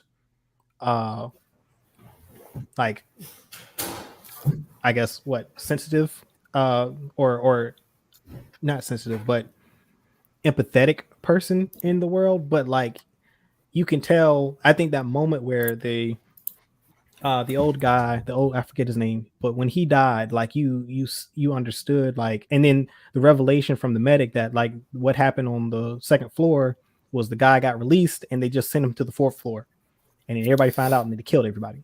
And that was like, he was like, that was him realizing, like, there's absolutely no way that I can just work, I have no choice but to fight. I think I need to watch the Prison Break episode again and the funeral scene again. Oh, the funeral scene. Funeral scene was Fantastic. Andor made the rebellion really, really fragile in a good way. Like, I'd say in previous movies, there were always a lot of people involved, and Andor was like, yo, it's not strong at all, actually. Yes, Finn is powerful, and yes, he has a lot of connections, but it does not take much to take everybody down. Like this whole thing that they have where the woman is listening to the screams of the children and it makes you want to tell everything. If they get their hands on one person, it can tear everything down. And that's the Like, tension in the show. It's the absolutely. And you understand, it helps you understand Luthen's paranoia and why he's like, I can't risk Andor. Like, he knows too much. Like, if I don't know, like, he doesn't know him like that. Like, he knows of Andor, but he doesn't really know what Andor would do in that situation. Yeah, Andor made the rebellion feel real for the first time. Yes. It was grounded. Like, it was like, oh, okay, this is and I something else that I like or really loved about it was the what happened on Ferrix in the funeral scene when all that came to a head and they clashed in the streets. That's technically not rebel activity, right? So that makes it harder for the Empire to identify rebel activity, because if you got insurrection happening across the galaxy, how do you know what's rebel activity and what's not? What's just general insurrection? Like, they created a cover for the rebellion that's believable, because it's like, if these people who they have no interest in joining the rebellion, I guarantee you the people in Ferrix don't care about the rebellion. Like, they just want to get on with their day and live their lives. Yeah. That's all that was. You take that and amplify it by like 1 billion, and like you got insurrection and a rebellion happening on the same time. You don't know what is who. You don't have these connections. Like, you never figure out this. Like, you begin to see how the Empire loses control of the galaxy and allows for the rebellion to happen in the first place. Like, of the rebellion, definitely kept the spirit of it, 100%. Yeah, fantastic, man. High marks for me. What's that? Are they going to give a season 2 next year? Oh yeah, no, that's 2024. It just started filming in November, and they're filming in London, and they got practical sets and all that stuff. They're not filming in volume, so that's not going to take. I don't even need a season 2. I'm cool with one season. No, I need a season 2. I need to know where we go from here. I need that. Yeah. No, season 2 is going to be season 2 is going to be real gritty. It should be, because it should be getting into it's got a high bar. Well, I think it'll get into a lot of the rebellion and the different cells, because they touched on some of the cells that were with what happened to the senator's daughter who was leading the unit on Aldani? Like, I remember her running into the smoke after that big explosion on Ferrix, and I don't remember seeing her again. Did I miss something? Oh no, she's. I think it was her sister. That's her sister. Oh yeah, her sister. That's right. Mon Mothma's sister. Yeah, she's. I mean, the question is she going to continue to work for Luthen, or is she going to support Mon Mothma? Because like, that's why season 2 is going to be interesting, because we haven't seen Bail Organa. Like, Bail Organa is a huge part of the Rebel Alliance. Like, Mon Mothma is the leader of the Alliance. Like, we see this happen in Rebels, in the animated show. Like, her proclamation, and I'm pretty sure that season 2 will happen around that time when she does formally speak out against the Empire. Like, the way they've set this up, I'm like, man, I wonder if we'll get more clarity on what drove her to go public with that declaration, because I think it's going to be more to it than how it appeared in the animated show. But like, Bell and Leia are huge aspects of this, especially at this point in time. Like, Leia's out there in the trenches. Like, the Organas do a lot of um, relief work, and they use relief work to mask their um, rebel activity. Like they go and they show up after there's, to these war torn places where there's insurrection, where there's a lot of rebel activity to provide aid for imperial troops, and then what ends up they set up ambushes for the empire and the rebellion, so the rebellion can actually get the supplies from the empire during these. Like that's kind of how and Leia's kind of sort of at the forefront of that of all. So I mean I would hope we see some more Leia in season 2 and Bail, because That would they're be nice to huge see. aspects of that. Yeah. I would not be surprised if Luthen dies. I wouldn't be surprised that. It depends. It depends on how they send him off. Yeah, I'm not that's the opposed to. thing. Like, he's not. He got to go out like a. Oh, hold on. There you go. He's got to go out like a G. He does. Like he can't. He's not gonna make it, but you just hope that he goes out with the full send. He's got a full send it. Yeah. Hope he doesn't get like betrayed and like shot in the back or something crazy. Hold on, I need to plug in this laptop. It would be interesting to see if like if we get a not Obi. Well, what I want to say for Andor season 2, it would be interesting to see if we see Thrawn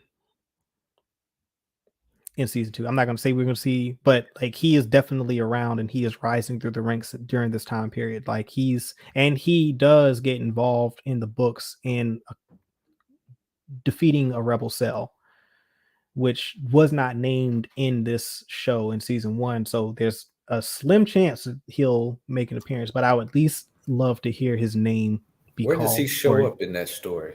In like his book 1, he's book 1 of the Thrawn. Where is he in the timeline?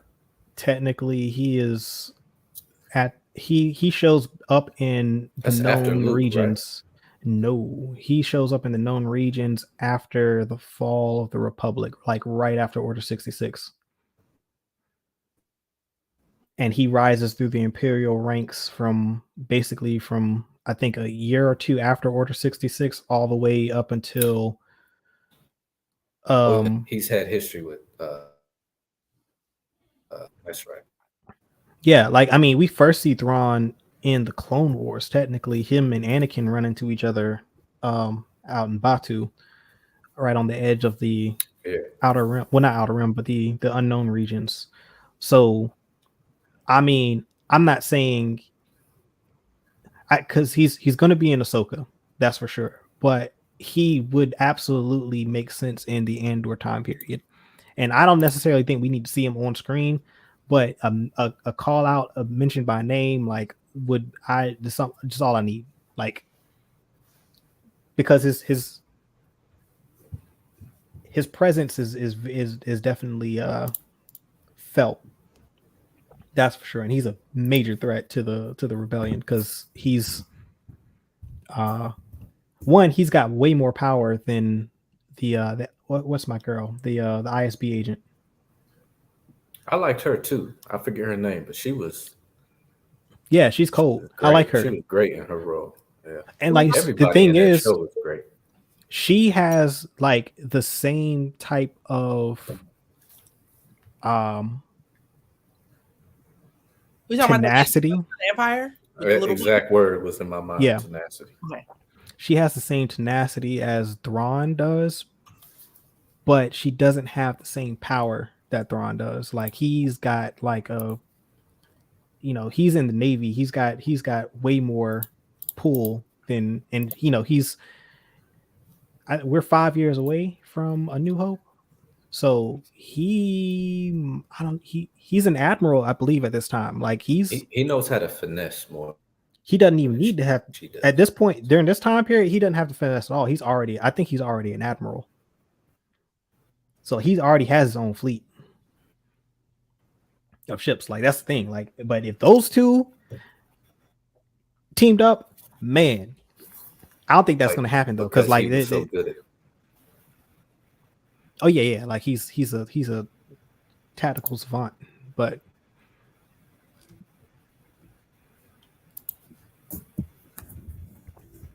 Is that it on Andor? that's all I got. That's all I got. That went longer than I anticipated. Can we get into our favorites of Naturally. Let's 2022? go. Okay. I'm gonna start with my number one. Mm-hmm. We should all say our number ones. I'm gonna defend mine the time.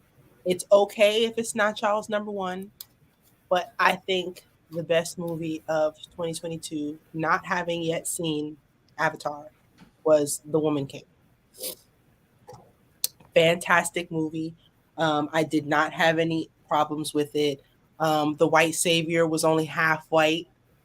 Okay, and he didn't even do that much saving for real. It was mostly the women. Didn't.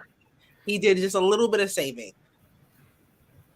I don't think An they made acceptable amount of saving. right. I An don't think appropriate amount of saving. they didn't make any fully white person save anything. Actually, there was no outside of him. There was no white savior. So I that's another one I still have to see. I haven't seen that one. Cool. You need to get on it. It was a good movie. that was I know. that was fantastic. I know. I need to catch up now that I have because it's a lot that I hadn't seen. Y'all already know what my favorite movie of the year was. The Batman. Obviously. Oh man. What have you seen? I've seen Black Panther 2. Mm-hmm. I've seen Top Gun. I've seen the Batman, and I'm gonna have to agree that the Batman was the best movie that I saw. I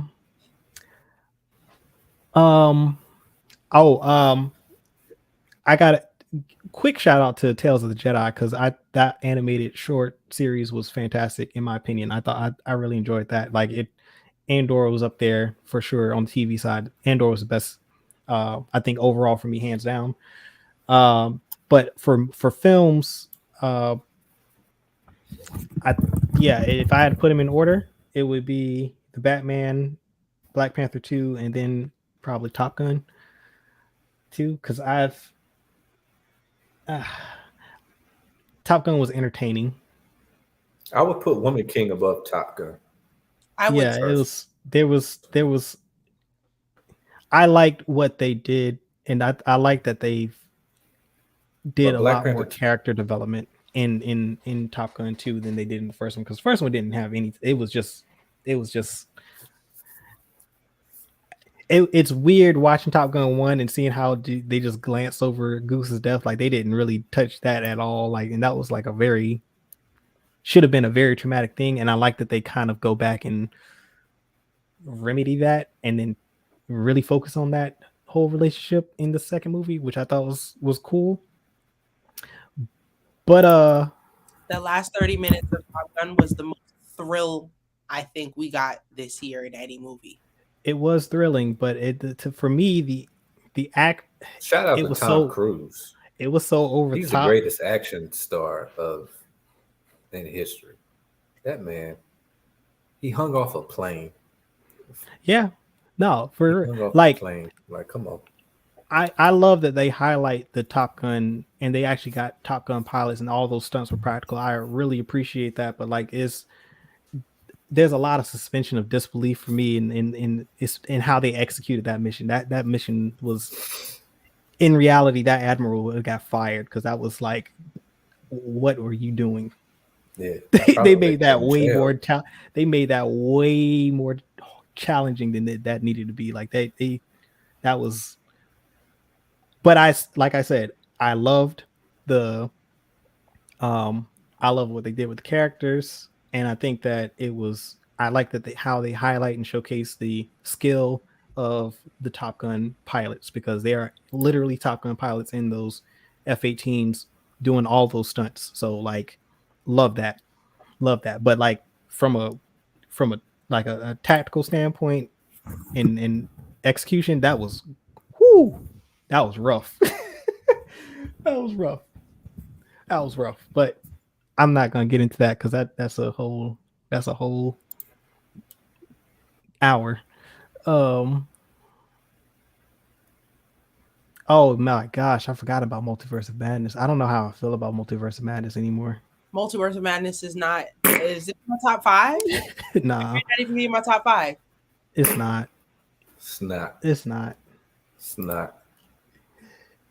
It was not. Oh man. I kind of want to play it, but it's a little long.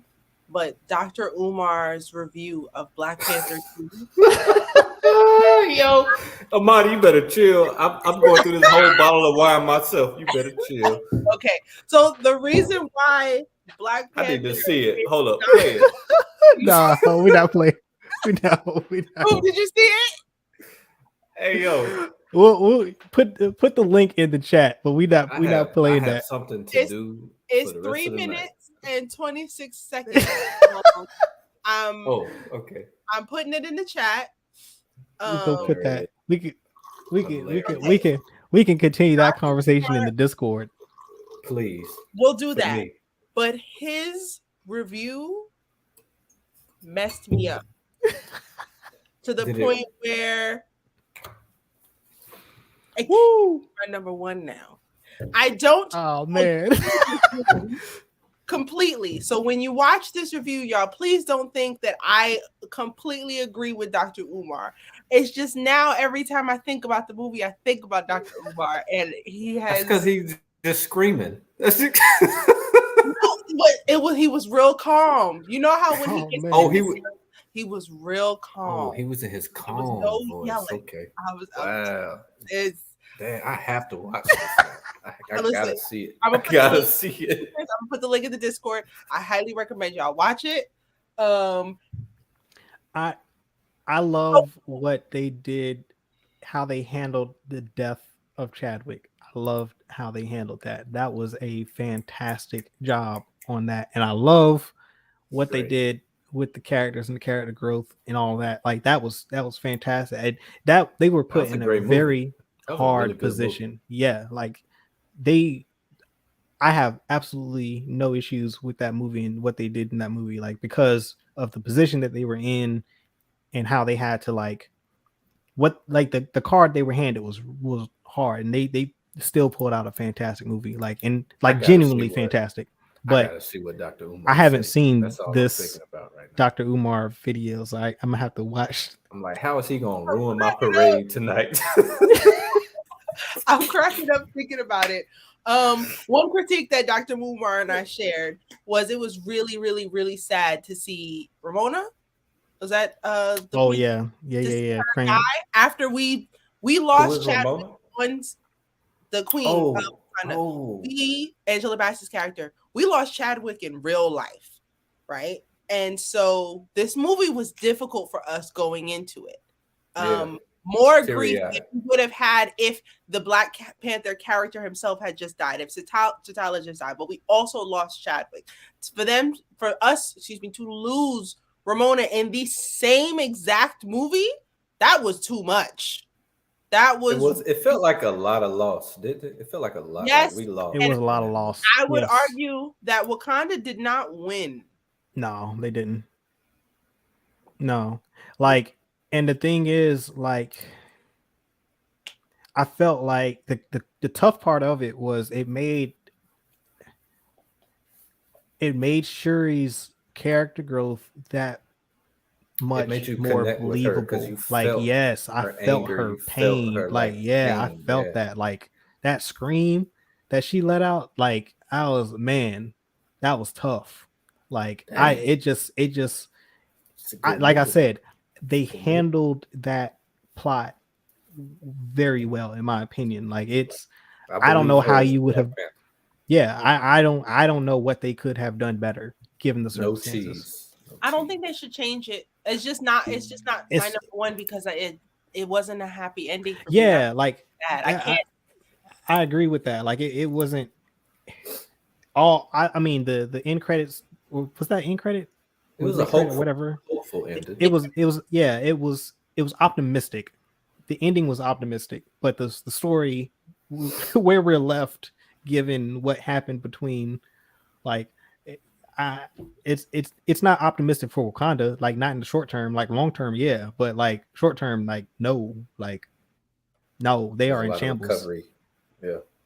Yeah, they're in shambles. I don't want right to see now. Wakanda on screen for a while. I do want to go to what's the Cookout? How you say it?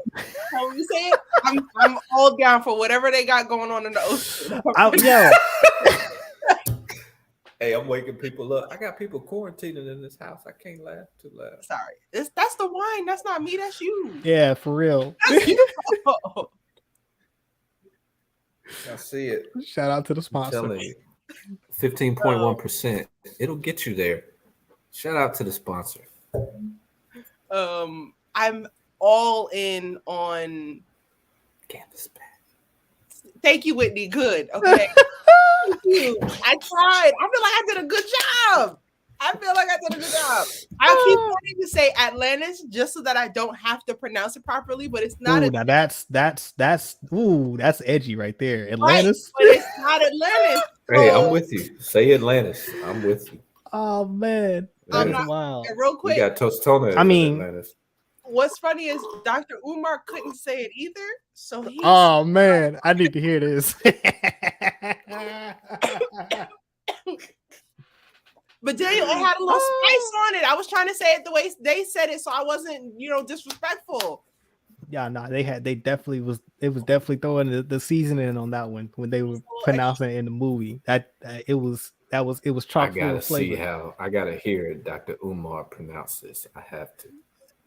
Listen, remember that. This is great news. Right, it's heavy on the capital K-A-N at the end. That's how you got to say it. I'm not gonna say it again though because it have to be a wrap for that. But anyway, there's clearly a lot of problems brewing between Namor and his crew. I believe the big dude and him have some beef, like some internal civil war stuff going on in the comics. The woman who had the lionfish headpiece, at the end, she wasn't particularly feeling him. She was like, I've been waiting my entire life to fight with you, and then you surrender. Understandable. Like to them, to people who live up there, you surrender. Are you kidding me? We're stronger than them. We could have taken them all down. So I'm so excited to see where that goes. I'm less excited. I want Wakanda to heal. It's crazy because it's not a real place, but like I don't want to see. But you feel it, right? You feel it. Like you want them to heal. I want y'all got to do you. Yeah. What's going on over there? Show us that. He needs his own film. I would like to see that a lot. I agree. No, he definitely deserves his own film. That was fantastic. That was fantastic. He's like 45 or something like that too, right? Is he? That's impressive. He don't look 45 at all. Right. Yeah, Side note, if y'all were feeling like there was a little tension between Namor and Shuri, they did test them like with some love interest scenes, and it did not go well. Like when they had people check it out and get their opinion, the fans weren't feeling it, and I could see that because how are you gonna make me kiss him and then he's gonna kill my mom? Right? Exactly. Great turn. I'm glad that was not a thing. I agree. They absolutely had chemistry, but I'm glad they left it where in an opposed way. They had chemistry. They had because there's a mutual understanding there, like obviously, but I'm glad that did not go down the whole relationship path because we did not need a good Lord, that would have been like Ray and Ben all over again. Stupid. It's just like had he not killed her mother, I know what I have to do, but I don't know if I have the strength to do it. Like that's what that was given. That's why everybody was like, nah, like we not. This is no Raylo over here. if he did not burn Wakanda, well, flood Wakanda, in my head, I was like, yo, the best way to join them, do an old school, a marriage. That's the best way to join She them. went straight Game of Thrones. That was the way to handle it for me. Because think about it. Yeah, Wakanda It's is not a most advanced, but where Neymar is from, because I'm not saying it again, like that seems like that's how they would get down. That would have been the easy way. But nah, now you had to come up in here. You flooded my whole city and you killed my mom. Oh, they had it. I did not like seeing Angela Bassett floating in the water like that. Nah, that was tough. That was tough. Why they do that? Why they do that to us? That was tough. That was tough. Whitney, she sold that though. She really edited, did. She did a fantastic job. I actually found out they edited it out in the movie because they felt like it was. What did they edit? The bulge? The bulge. They edited out Namor's special place. Oh, the manifestation. The bulge. The what? The manifestation. Oh, okay. Oh man. Oh man. Hey. Oh, I cannot. Alrighty. Do we have any more likes? Any shows? I still think Peacemaker is up there. I'm iffy on whether or not Peacemaker or Andor are my number one show, but I loved Peacemaker. Something terrible. I thought that was fantastic, and I have no critiques for it. Everything was perfect to me. Oh, and Andor was Andor. I'll give my House of the Dragon. It's House of the Dragon, right? It's House of Soft Porn. That's what it is. It is that. It's soft porn and incest is what that show is at the end of the day. Are we telling quality story content? The meat and potatoes of that show is. Can I ask y'all something? This is very off topic, but on brand for House of the Dragon. Just my entire life, I was told that like if brothers and sisters and aunts and uncles and people who are related got together, that the kids would all just be special immediately. Like there was no ifs, ands, or buts about it. Well, it's happening on the first try. But then you see stuff like this, and it made me do some Googles, and like, you know, the Royals and them, it's the same thing. It's the same thing. It's the same thing. They were challenged. Why are they not? They were challenged.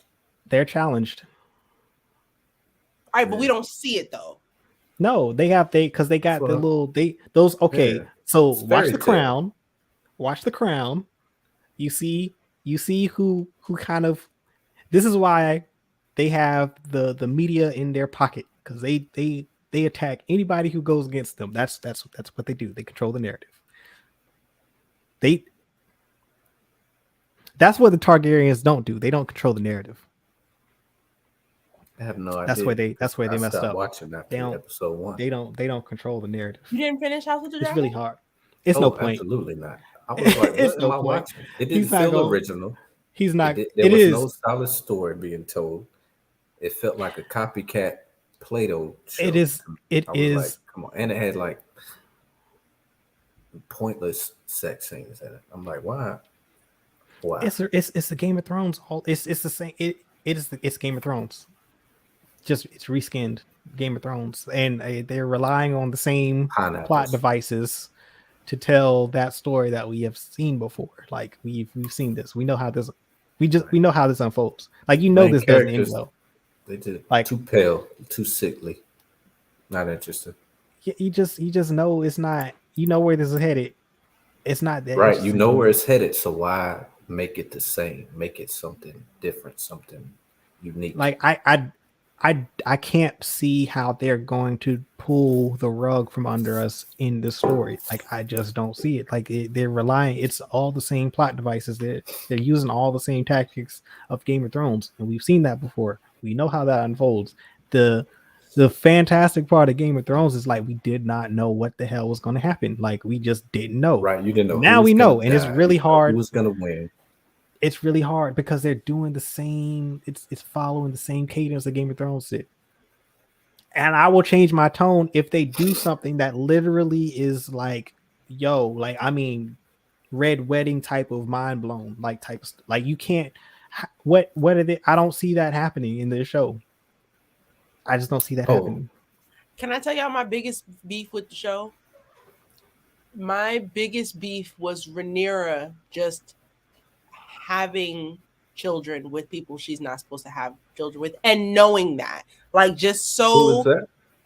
Rhaenyra was the main character. Main character. Rose, you only watched the first episode, but they do an age up, and she gets married, and her husband, she actually marries a man who's gay, and you know, he does him and she does her, but she does her by having children with someone she's not supposed to have children with. So because of that, all of her children have black. No. she's like literally doing this with other white people and not a person of color. These kids not coming out mixed at all. It is like completely obvious. Like these kids are like, not his. It's mad obvious. No, that's the problem. Well, her husband white. Her kids, her husband is black. She's white, and husband is gay, and she's having babies with a white man with black hair. The husband was a black man with white hair. So all of the kids are coming out looking like a white man with black hair when they're supposed to be. They all run around. They're supposed to look like you. They all run around looking like Jon Snow, and none of them got blonde. Ain't none of them light bright, huh?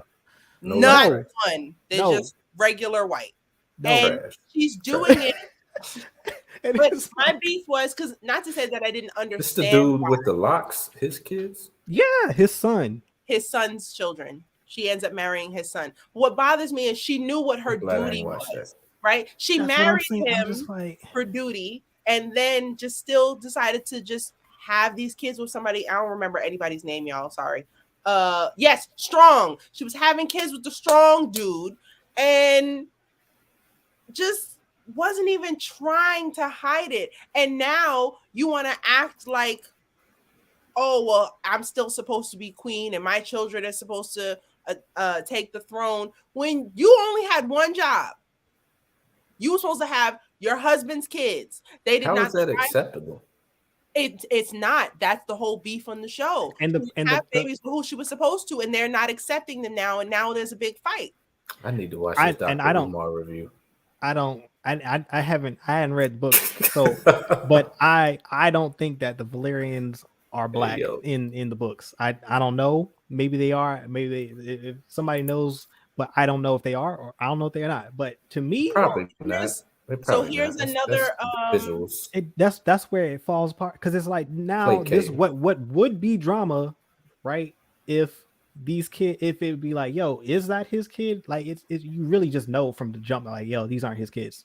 Like there's no suspense there. There's no drama. So I found out that in the book, the older man with the locks, his wife, the queen who never was, she's half Baratheon. So the king and her are siblings, and their mother was a Baratheon. And in the book, she had black hair. Because she had black hair, and those were technically supposed to be her grandchildren, there was less of a question about the paternity of the children in the books. So this was their hair straight? I don't know all of that, but their hair was black, just like their hair is now, except their grandmother had black hair. So like the grandkids, are they curly? So the Valyrian, the queen who never was, they had black hair. Who had black hair? Who had black hair? The queen who never was, the woman who's married to the sea serpent. Yes, she has white hair on the show. In the books, she has black hair. They should have kept that. And because she had black hair, there was less of a question about the children's paternity. Not saying that there weren't still questions, but you can't argue it when their grandmother very clearly has black hair. And also, Rhaenyra's father is half Baratheon, because that was his mother. So it was okay that they had black hair. It was still a little funny. What's the texture? What's the hair texture like in the kids? Well, they don't describe it in the. I don't think they describe hair texture in the books. But in the show, is it straight hair? Yeah. Like it's. I mean, there's no question that these are not his kids. Like There is literally no like it's no debate about it. Like, and they're trying to build this plot around this, like it being questioned. It's like, no, who would believe that? Like, y'all sound stupid. Yeah, that's wild. That's And that's I somebody got can't. paid too much money. I did not finish the last 2 episodes because I was mad. I have to this day I have not watched them. Apparently, that's when the show got amazing. I wouldn't say amazing, but I never. Things happened. Things happened. I don't know. I'm not watching season 2. I know that. I'm glad I stopped at episode 1. I was more or less. I was there for the jokes. I thought I was. It was funny. Yeah, like to be episode honest. 1 was enough for me. I was like, okay, there's nothing original I'm seeing in this show. It's a copycat of Game of Thrones. I already know how the story ends. There's no incentive for me to watch it. What am I doing? Also, what was Rhaenyra's friend's name? The one who became queen. I'm having a brain fart. I don't remember. Oh, she's like the best character in the show. No, she's terrible. Who's that? She's The terrible. friend? Yo, you my best friend, and you just Oh no, that's what I'm saying. Yeah. No, yeah, she is terrible. But as far as the Is she character like in the a show, she's like the best Kenobi? one. No, no, yes. No. Like she is Yes, literally Alicent. Thank you, Callisto. the I worst. don't like her character at all. In fact, I'm mad at both of the main characters. Alicent and Rhaenyra both are dumb. Because in my opinion, Alicent had no right to just all of a sudden think that Rhaenyra wants to take her town. Like, you were my best friend, and now you want to marry my dad? Yeah. And we're supposed to be wild. friends? Yeah. That happened, JBM. You got to watch that. We're supposed to be Did friends. they fight? Did somebody die? Man. Things happened. Things happen. Things happen. Things happened. They got dragons, right? They should have burned somebody up. For Man, things happened. Things happen. It's not like things didn't happen, but there was, like I said, there's drama in the show, but the main plot drama is there's a lot of question marks because but all of that, like I would argue, like I said, a lot of this wouldn't have happened if Alicent didn't, and the king. Shame on the king too, because you knew that was your daughter's friend. I'm mad at everybody. Oh yeah, everybody. The king is all the king's fault. It is definitely the king's fault. So question real quick: is the her king dad? Her dad season, is Kenobi. Her dad is he Kenobi. Is he the Mad King in Game of Thrones? No, good lord, no. They've got a lot of incest. Too many years. Okay, it's too early because I saw that cut on him. I didn't know if that would make him crazy, and I didn't know how long Targaryens live. So man. So he's not the Mad King. Nah, he's the sad king. That's the best. Yeah, the sad king. Shame on him. All the problems start with him, but definitely Alicent effed up.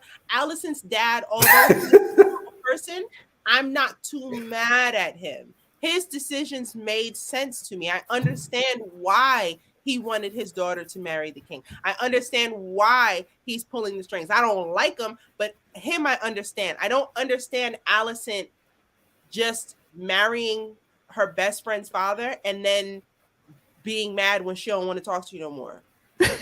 So Alicent's dad was the hand of the king. Was that guy? Yes. Okay. You know, if my stepmom died and one of my friends married my father, it's up. I'm burning the whole house down. Have you lost your mind? It was definitely not enough anger. That's for sure. Come on, son. Like I have not recovered yet. There can't be no peace in this house. None. And then I'm supposed to be queen, and y'all just gonna start making babies that's gonna kick me out? Oh no. So that being said, like I get the storyline, but I don't understand Alicent not recognizing where she was wrong there. Oh, it made me mad. Lots of nannies, lots of shenanigans, Whitney.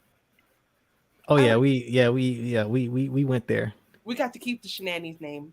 That's shenanigans. Nice. Yeah. Are we missing any shenanigans? Is there any shenanigans that went unshenanigans? If it is, I think we need to continue on the 5th of January.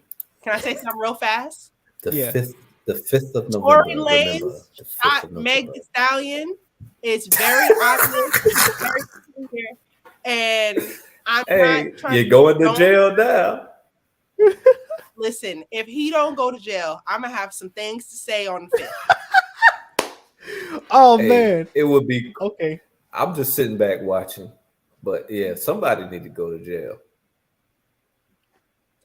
No, several people need to go to jail. There need to be at least 5 people that go to jail. We're gonna talk about it. We'll talk about Ain't it. that case messy? That's mess. I didn't want to talk It's about it publicly. messy. First of all, I'm mad at the 5th. The 5th. Yeah, the 5th. We We'll keep it in the plead the Discord. 5th. We plead the 5th. We will talk about it on the 5th. We just need We'll to be do back. better. Yes. That's Allison. Kelsey is Allison.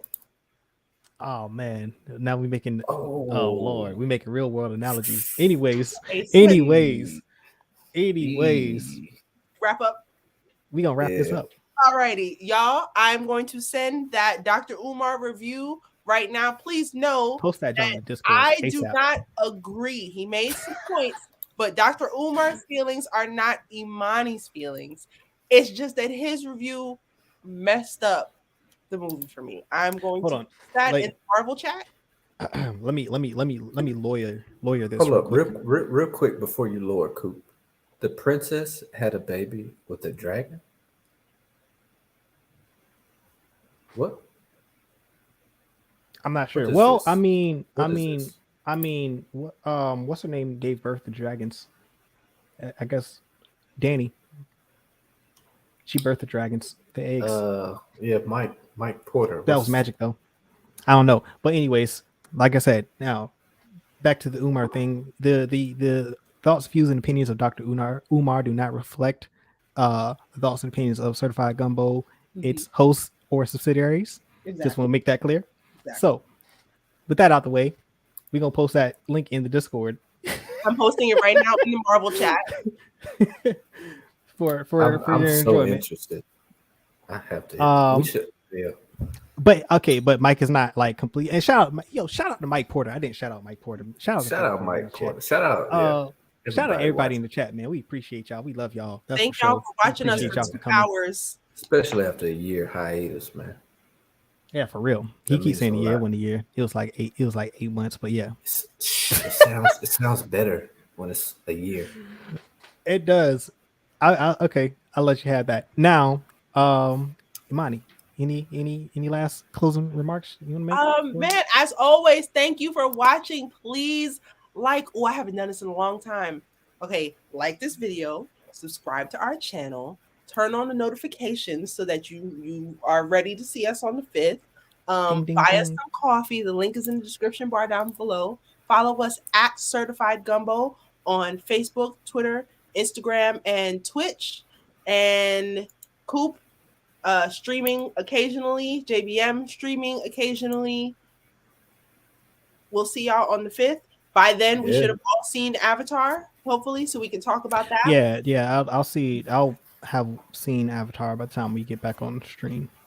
And we'll talk about some more nannies or shenanigans. I kind of like nannies. I like the shenanigans.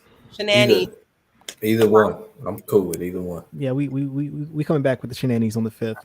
Also too, I might put a poll up on the YouTube channel just to get some ideas. Well, we might post some, because we can post like community post on YouTube now, or the channel can. We have that privilege to do that. So you might see some polls or some general questions about content and things of that nature. So if you do see that, make sure you let us know what you want to see. I'm thinking on the game side, on the game front, I might start doing some Star Citizen lore, because if you have been up on the channel, do that.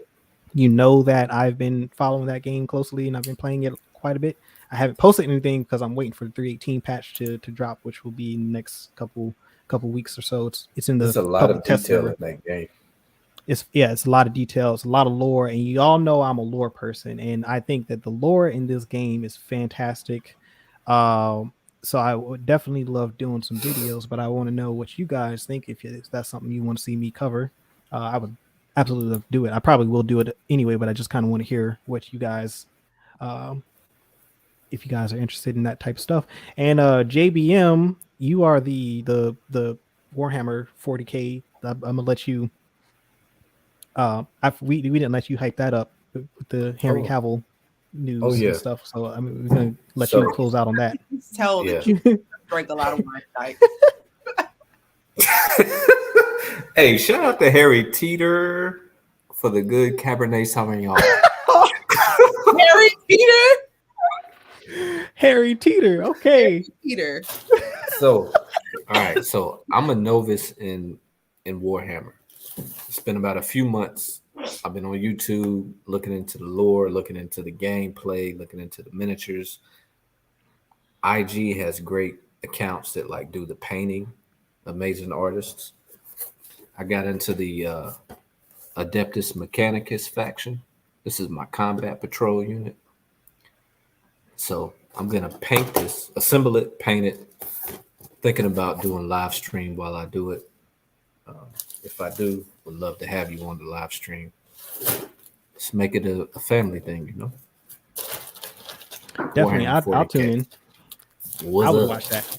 I will watch that because I don't know anything about Warhammer 40K, but a lot of people are hype about it, and people have been really hype about Henry Cavill joining the Warhammer movie or show, whatever the upcoming Warhammer project is. Series. He's if he's into it, then I know he knows his stuff because he's a lore guy. Indubitably. That too. Henry Cavill is also in Squadron 42, which is the single player campaign for Star Citizen. So that's, he might have a nice few years up ahead of him because that game should be coming out fairly soon. I'd say in the next 2 years. We So just need to recognize his part in The Witcher real quick. oh yeah, Like, for sure. like Henry Cavill, there is no Witcher without Henry Cavill. We need to add that to next week's shenanigans because we didn't actually get to talk about that today. So, Yeah. The fifth, Henry Cavill and Meg Thee Stallion nannies. Yeah, we're gonna get all. We can't. Are we gonna talk Meg Thee Stallion shenanigans? I feel like we gotta protect the community. All right. I'm with that. Yeah, I'm with that. I'm with that. But anyway, I'll talk about it on week. Discord all day. You know, all day. That's for sure the safe space. I think that's the. We'll see. It depends on how this all turns out. If it turns out in, let's wait and see how. If nobody goes to jail, Imani's gonna talk about it on the 5th. Let's say that. Let's somebody say going to jail. Somebody going. No, to jail. it's definitely worth discussing because it should be definitely talked about. That is people the tax outcome, dollars that shouldn't be put to this court case. Somebody going to jail. One last thing, y'all. Everybody's sick now. Well, not now, but COVID never left. It is still here. I've been sick. JBM's family is sick. I know Coop has some family recovering. Please wear your masks, social distance. If you feel uncomfortable, if you feel like there's too many people somewhere, it's okay for you to leave and to not go there. But also still know that you don't have to be around a bunch of people to get sick. It just takes one sick person to make you sick. So don't touch nobody. Don't be kissing people. Stay away from people. Social 6 feet. Wash your hands. Wash your hands. Don't sneeze in your hands. Sneeze in the elbow. Get some new masks. Throw them cloth masks out. Get some disposable masks. You can get packs of 100 on Amazon. I got some pink ones actually. But yeah, please take care of yourselves and stay hydrated. And if you pray, talk to Jesus because we need him right now. Mm-hmm. Yeah. Oh man, amen to that. And on that note, as I always say, peace, love, blessings, and may the force be with you always. Yeah, thank y'all for showing up. Much love.